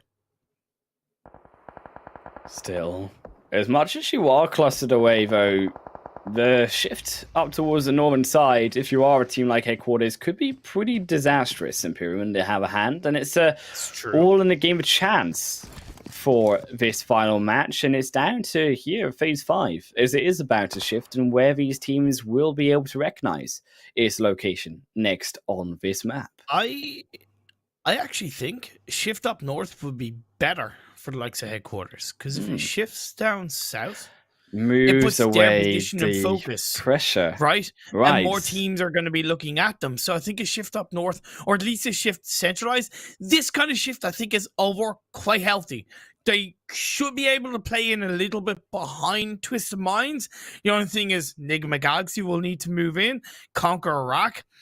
It's not the best, but Mine Weapon, they're just going to full send it into ROSHOK. They are. They're going to go in, but they've got to be able to survive here. Actually, hold out just a little bit on the edge. Yeah, so they've got they do. some hill to them. They're not going to go all in, knowing that they are very late. Stalwart also going to smoke up here the windows as they begin to make their move now on a rotation in onto this. So NASR versus Fight versus them, and it's a 1-for-1 just now. Stalwart is a brood because they are slightly split. They do need to bring that extra member back further forward. They're going to take the vehicle, wrap back in. Also Nigma Galaxy joining up versus Twisted Minds, but it's a fight versus Headquarters and KONQUEROR that breaks out first here. Is KONQUEROR find at least one knock, and a sneaky Naya looking for another play on the backside. Won't be caught out this time, but it's still enough to take down Reva. Looks for the second, they find it. And Naya is making it work. Even gonna find a confirm onto one. Takes a buggy, gets the heck out of that blue zone phase 5. It hurts bad, avoids the nade. Now in the back end, a face check from Headquarters onto Caliga. And KONQUEROR have been dissected like a clinic here from Headquarters. And good thing for them is that Nigma Galaxy pushed onto Twisted Minds, so there's less chance of that third-party opportunity happening. Okay, Rolf does turn and get a knock onto Headquarters, but for the most part, it's still a win. However, they haven't gotten rid of KONQUEROR, and Nade's being cooked up. It's inside the dip. It puts Naya down to half health. The revive comes through, but another nade. It bounced off the vehicle. It saved their lives and now they get on out. But can they get to the top of the hill? No, they do not. Conqueror. They shut them down. It all went horribly wrong. And Rio, with the help now of Reva, keeps themselves alive. And Conqueror make their position slowly in onto Ross. Hoping we don't go too far. Knowing above that hill, there is no way in. We have to fight now through another of Nigma Galaxy, who are approaching over the hill. Hamodi on the end of Reva as he tries to go down, sneak himself away, but he's going to be the sacrificial lamb for the other. It's Hamodi will take up the kill. Good thing from Nigma Galaxy. They waited a little bit late to move into the circle. They took an isolated fight onto Twisted Minds, got the job done. Now they clean up KONQUEROR. We're about to get the next circle. Stalwart UAE go down. I believe it was NASR to get rid of them in the end, and it centralizes. This is a Rozhawk finish. It is going to be a Rozhawk finish, but the problem is the road's in the darn middle. Imperium, and it's going to split them all apart. It makes now a slightly slower, but more absolutely chaotic here, phase 5, as that zone only closes in more. Falcons on top of the heads of NASR, looking to steal away the building. It's time for them to see if they can collect enough of a position, though. It's NASR moving their way further back towards that roadside, using the smokes to block out the eyes. The eagle opportunity of information for Falcons. The mind weapon. 4K. Their solo players are still in the game. But Anaconda is being surrounded by the 3 members of Rico Infinity. The thing is, do they know that he's there? I would argue they don't. And Ali gets found out by Rico Infinity. Mind weapon iKURD down. The zone is killing Anaconda. He needs to get out of there. Takes down either if he can find it, but he dips down. He doesn't even find it, and now it's disaster for 4K. As Bandar took too much blue dome damage. There, Bandar able to finish it off. Missed opportunity through from 4K Esports. Nigma Galaxy, Hamodi will dodge out a nade for now. Not going to land from the edge of 963. Cooks out the smoke, though, as they begin to move across the windowsill. Nigma Galaxy.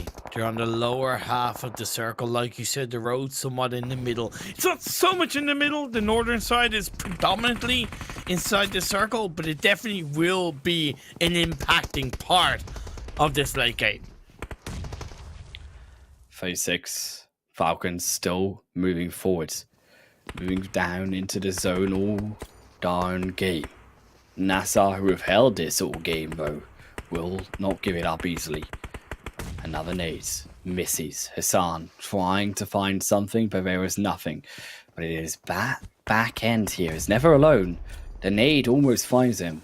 As they were looking for the revive, but instead will give it up. Last not given a chance quite yet. Is the nade back on? Will it find it? No, it doesn't. Hassan straight back away upstairs. Will dodge away from it all. Ragnarok still on the other end, holding firm the opposite angle in on the front entrance.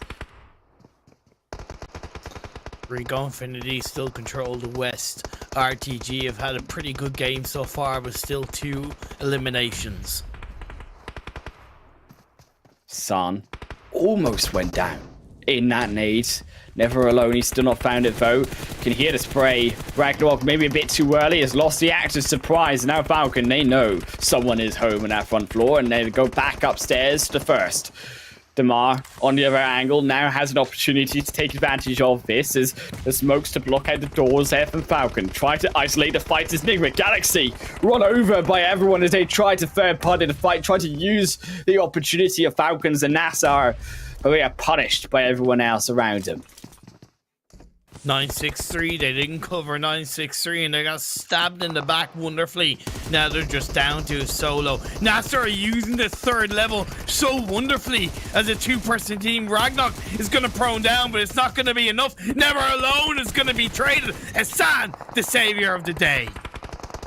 And Falcons down to the solo player. Hassan keeps themselves alive, but there was so much fighting, and we talked about the sounds that you make at the start of this game. 963 are going to use that exact strategy at the late point of this match. going on in. They know that there's a weakened team here. Rico Infinity Esports also desperately the final team on to enter this zone beside their Nigma. Gonna heal up as a solo player. As NASR, you said it, onto the final level, but the smokes will dissipate and they have to time their opportunity correctly. But they get caught on the outside. It's a beautiful shot there through from Zux. He finds the angle and will eliminate out NASR Esports. RTG, the only team up as a full squad. They have the high ground, they have the circle. I look at this as RTG's chicken dinner. 4 players. They've got everything they need to at least stop Rico Infinity Esports here from getting over his wall. It's down though. Will anyone else look at them? Anyone else be willing to try to pressure? Well, it's not going to be free because either silence is any option of that. It's Nigma Galaxy removed down to the final 5.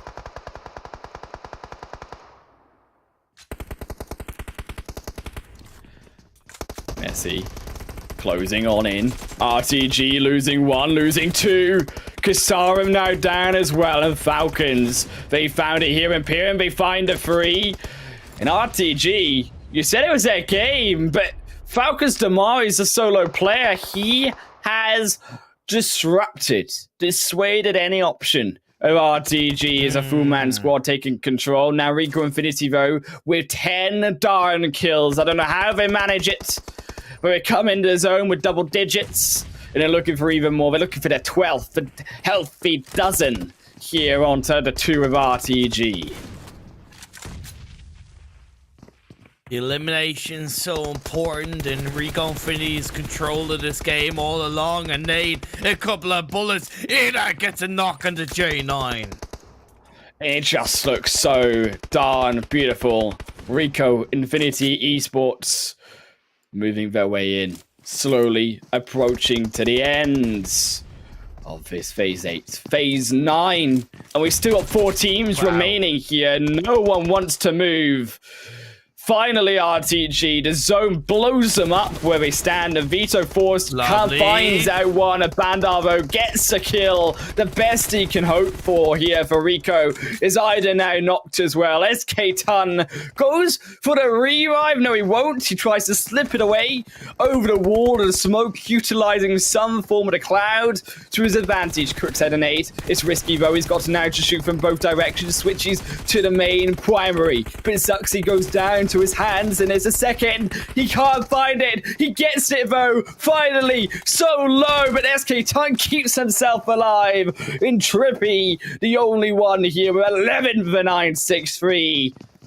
But do not forget, Damar, he's there. He walks over, finds Trippy, gets down 963, but it's Rico who steal it away here. Rico! SK Ton delivers another steal, the second of the day. Imperium. Twisted Minds, they did it in the game number 3, and Erangel, game number 5, it goes to them. Damn! Like, okay. So that was just a lottery of an ending, to be honest. Very entertaining. It came down to the kind of 1v1v1. It technically should have been Damar's because he had the most amount of health, but I don't think he really knew where every single other player that was left was because he was up in the upper floor of that building. He came down the stairs, was able to find the last player, 963, but it was Rico to steal a chicken dinner and another $1,000 in their back pocket. Yeah, just incredibly entertaining end of the game. 8,000 here dollars for them. That's 2,000 each per player here in only the Super Weekends alone in Imperium. Still, we've got 5 more opportunities for them to take. They are looking like they're earning a first place finish here. We're not even approached the finals, but still, It was another great game through from, as we said, Roshok finished for at least some of those teams up in the top show what they can do. But on the other hand, we cannot deny it also was a slight underwhelming performance through from our other teams who we were looking at still, Imperium. Yeah, it was, and we'll get into that when we look at the obviously the match rankings. But RTG, I think I underestimated how tough of a job they had to do up on the higher ground. So I need to give them a little bit of a pass. But I also believe they made that mistake by pushing 2 players down.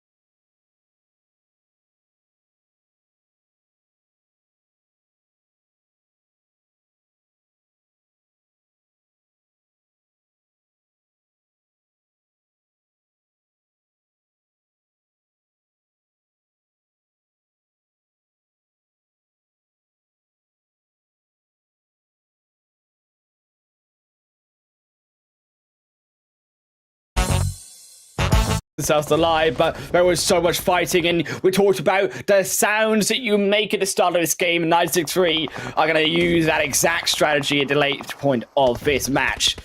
Going on in. They know that there's a weakened team here. Rico Infinity Esports also desperately the final team on to enter this zone beside their Nigma. Gonna heal up as a solo player. As NASR, you said it, onto the final level, but the smokes will dissipate and they have to time their opportunity correctly. But they get caught on the outside. It's a beautiful shot there through from Zuxi. Finds the angle and will eliminate out NASR Esports. RTG, the only team up as a full squad. They have the high ground, they have the circle. I look at this as RTG's chicken dinner. 4 players. They've got everything they need to at least stop Rico Infinity Esports here from getting over his wall. It's down though. Will anyone else look at them? Anyone else be willing to try to pressure? Well, it's not going to be free because either silence is any option of that. It's Nigma Galaxy removed down to the final 5.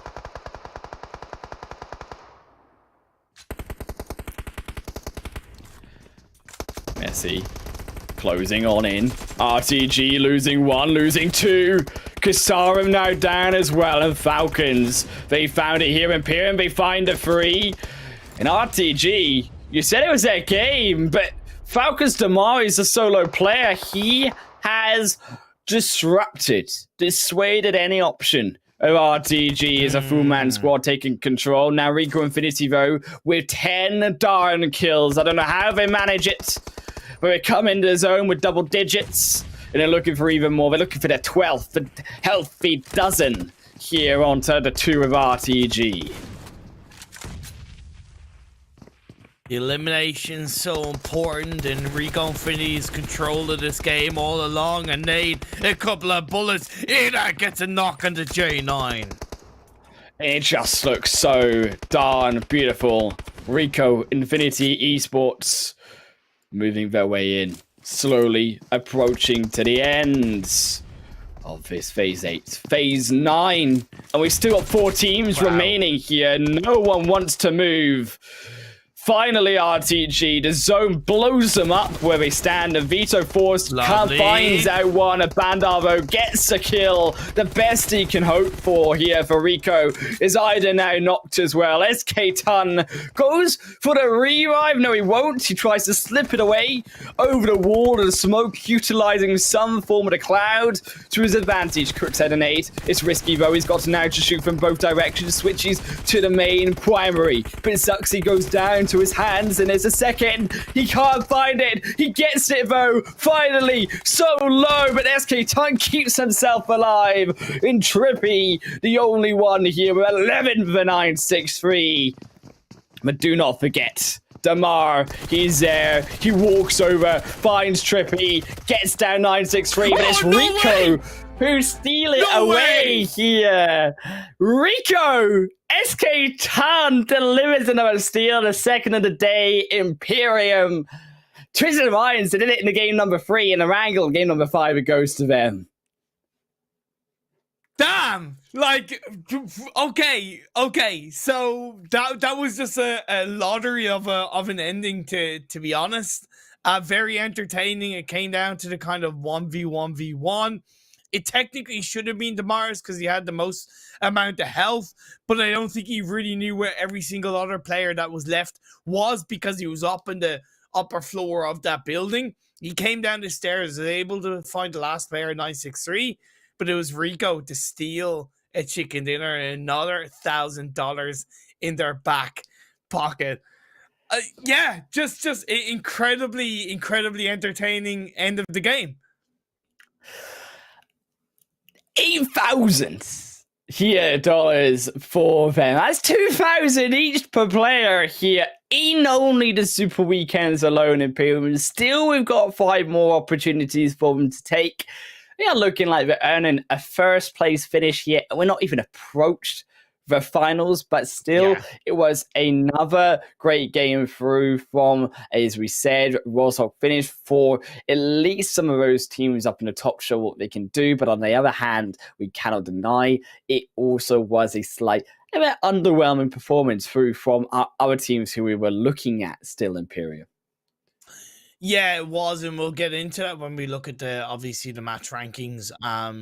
But RTG, I think I underestimated how tough of a job they had to do up on the higher ground.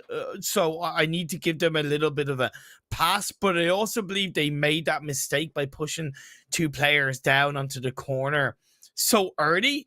I think they could have left it a little bit later and used the high ground to kind of third party a couple of fights first and make their path a little bit clearer. They knew where Rico were, and I think by pushing 2 players down, even though they kind of got caught out because it was difficult, they didn't really focus on what was directly in front of them per se. And although Vito was able to at least get a trade elimination onto Rico, that was just a slight mistake that hurt RTG's ability to in any way get a chicken dinner. Still, at least there was a few pity points so from those teams, as we said, who needed those extra performances. Headquarter, the best of the 3, but it overall still going to be a lot of work here, Imperium, for going into tomorrow, these 3 teams to step it all back up. Yeah, I don't know if Triple D's spot will be taken. It just leaves the journey, the mountain, the task, the fight, the road, whatever word you want to use. It's so difficult for all 3 of these teams. As it was at the start of the day, as it will be at the start of tomorrow's day, it technically is the easiest for the mind weapon. But because of the lack of results outside of that one game, they've made things exponentially harder for them coming into tomorrow. They've got enough points that they can, enough of a room, should we say, of points that they can get there into that top 16. It is going to be insanely difficult for them to be able to muster that. I believe now with those extra 4 points for sitting at 57 overall points just to tie here Triple D, 58 to be able to surpass them. The average amount of points, so here at the Mind Weapon iKURD as one team to look at to overtake that with those 58 points is not being anywhere near for that result. It took them 15 games here, Imperium. Remember, previously Super Weekend, just to be able to get 56. So to get 58 in one day, it's going to have to be a massive step up from them, not only on points overall, but as we said at the start of the day, consistency through those 5 games as well. Exactly. That's the thing. Just consistency across the board is going to be required. Mathematically, it's possible. Obviously, not for all 3 teams. So if it's going to be one team, it's going to be simply one team. I just don't know. I'm trying not to doubt them. Really, I'm trying not to, because I always try and believe it's not over till it's over. It's up to them to prove everything right in their favor. They got to be able to do that. Indeed, it's going to be a tough road ahead. But what is not a tough decision is that of a Renault 6 series down below with upgrade performance and upgraded fun. Celebrate your winning spirit with a brand new offer Renault 6 series for designated smartphones for PUBG Mobile Middle East and Africa Esports 2022. Also, if you want to jump in onto the conversation alongside us, you can find us on social media and join in on the conversation using that hashtag PMPL through YouTube, Facebook, Instagram, Twitter, and also TikTok. Imperium, it's going to have to be a fight of a life, quite frankly, for that final day.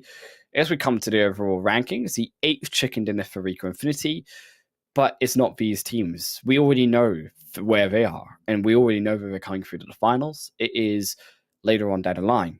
That's where the drama is. Yeah, that's where the pressure is going to be for all these teams in realistically kind of the top 12, top 15 to be complete. But it certainly does it does leave Rico ending this league stage or the super weekend stage on a massively high note, over 500 points, 244 elimination points. Like, that's nearly 100 elimination points more than second place team. That's 60 more elimination points than the second highest elimination team. That's pretty incredible from Rico alone.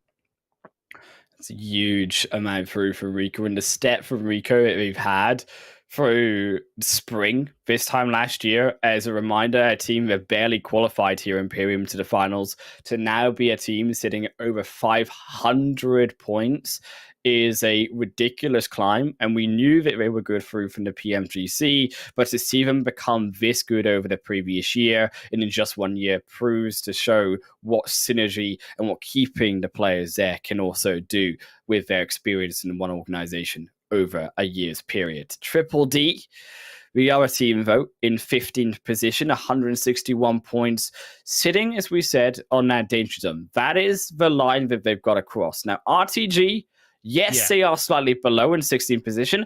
They're going to make it over if they have any results like we saw today. There is no doubt in my mind, unless they have an absolutely diabolical day tomorrow, that they do not get in onto this finals. It is Triple D who stand versus the Mind Weapon iKURD. This is the storyline that we've got to play, because I just don't think the 4K Esports headquarters, they were able to consistently keep their results from the first game coming on through. The Mind Weapon need basically 60 points, in 5 games, and that is an average of about 10.5 to 11 points. Yeah, pretty much 11 points per game. That's a hell of a task coming into day 3 of the Super Weekend number 3 for 4K in headquarters. I don't think it's mathematically possible. Let's say no. Worst case scenario, it's 100 points per each team, right? 100 in 5 games is 20 points per game, right? Yeah. Like, that's 20 points per game average. So even if you get a massive 25-point game, right, with chicken dinner and 10 eliminations, that's only a 5-point cushion. You then have to kind of match that, or only then get technically 15 points per game in the next game. It's just, I just look. Let's see. There's optimism. And then there's optimism through for 4K Esports and headquarters for tomorrow's 5 games. It all lies down is where you say on the fight of if in one Super Weekend only, Triple D can survive the gauntlet and make it through onto the finals and redeem themselves, or can the Mind Weapon iKURD steal it away? That is to be determined. At the same time, same place tomorrow. We'll see you guys for all the answers and for the drama to unfold here at the conclusion of the Super Weekend and into the finals of the PMPL Spring Split Arabia 2022.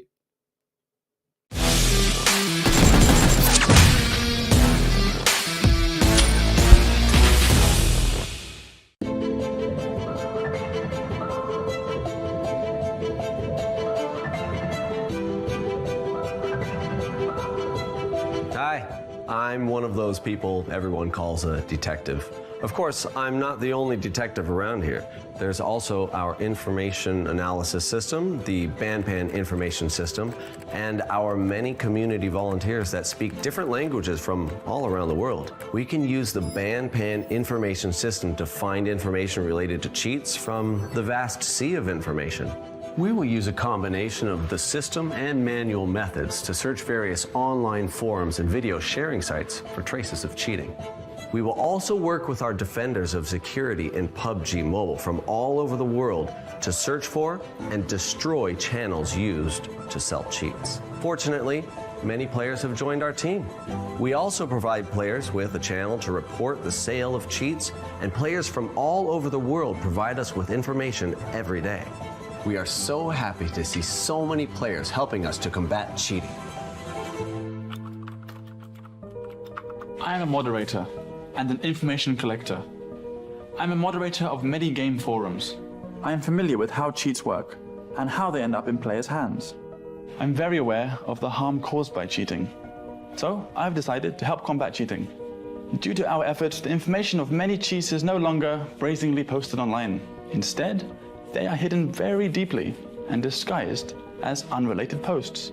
But that's not enough for them to escape my eyes. Many people have the misconception that cheats are like bugs and that they'll disappear once they've been dealt with. That's not how it really works though. Even if all the features of the cheats are banned now, the creators of the cheats will continue to upgrade their cheats. They will do anything they can to get around our security system. That's why we combat the newest cheats from two different fronts. We work together from the inside and the outside to effectively cover all types of cheating and combat them quickly. Although this is just a game, everyone likes those who follow the rules and play fairly. What makes games fun are the things that make us feel nervous and challenge us. It is because victory was hard-earned that we feel joyful about it. We make several copies of samples of cheats. One copy is submitted to the security team so we can study their operating logic and enrich our AI identification strategy to update our defense system against new cheats in a timely manner. Another copy will be kept as proof to punish the people who develop the cheats. The moderator just sent over a sample of a new cheat, and I want you to take a look at it. Let me see. We've never seen this cheat before. It has a special way of attacking. We just analyzed it and identified some of its characteristics. I think we can use this cheat's behavior to improve our coverage of other cheats. I understand how it works now. This sample is very helpful to us. We can use this to develop more targeted countermeasures. And by learning how it functions, we can greatly improve our sample database. Okay, let's get to work. Yeah. Other than combating cheats through the system, we also want to attack the origin of cheats through other methods. When it comes to people who develop cheats for profit, the legal approach is a good one. We have a professional legal team, and we believe they can bring these people to justice. But before the legal team can initiate a lawsuit, they need sufficient information and evidence to win the lawsuit. This is where the information we provide becomes especially important. What detectives and I do best is to sift through unassuming clues, tracing matters to the roots, to find information and clues. The more information we have, the closer we are to victory. We received some exciting news today. Our legal team won lawsuits in the United States of America and Germany. That's great news. Let's open a bottle of champagne to celebrate. Hang on. Let's not celebrate just yet. In the lawsuit, the defendant provided even more information about the team that developed the cheat. It looks like we're going to be very busy over the next few days. Yes. In 2021, we retrieved more than 10,000 samples from various channels, and more than 30% of them were valid samples. It's also worth mentioning that many sellers of cheats online are scammers. They won't give you any cheats. They will even hide some viruses in the files they give you. It's a good thing we have our testers and our security experts. If not, our ordinary players would be in a lot of danger. In summary, we're very proud of our work. We feel like we're rangers who search for clues about enemies from the shadows to deal them a swift and deadly blow. Please allow me to promote the security community. We welcome all volunteers to join our security community. Join our fight against cheaters and ensure all players have a fair gaming environment.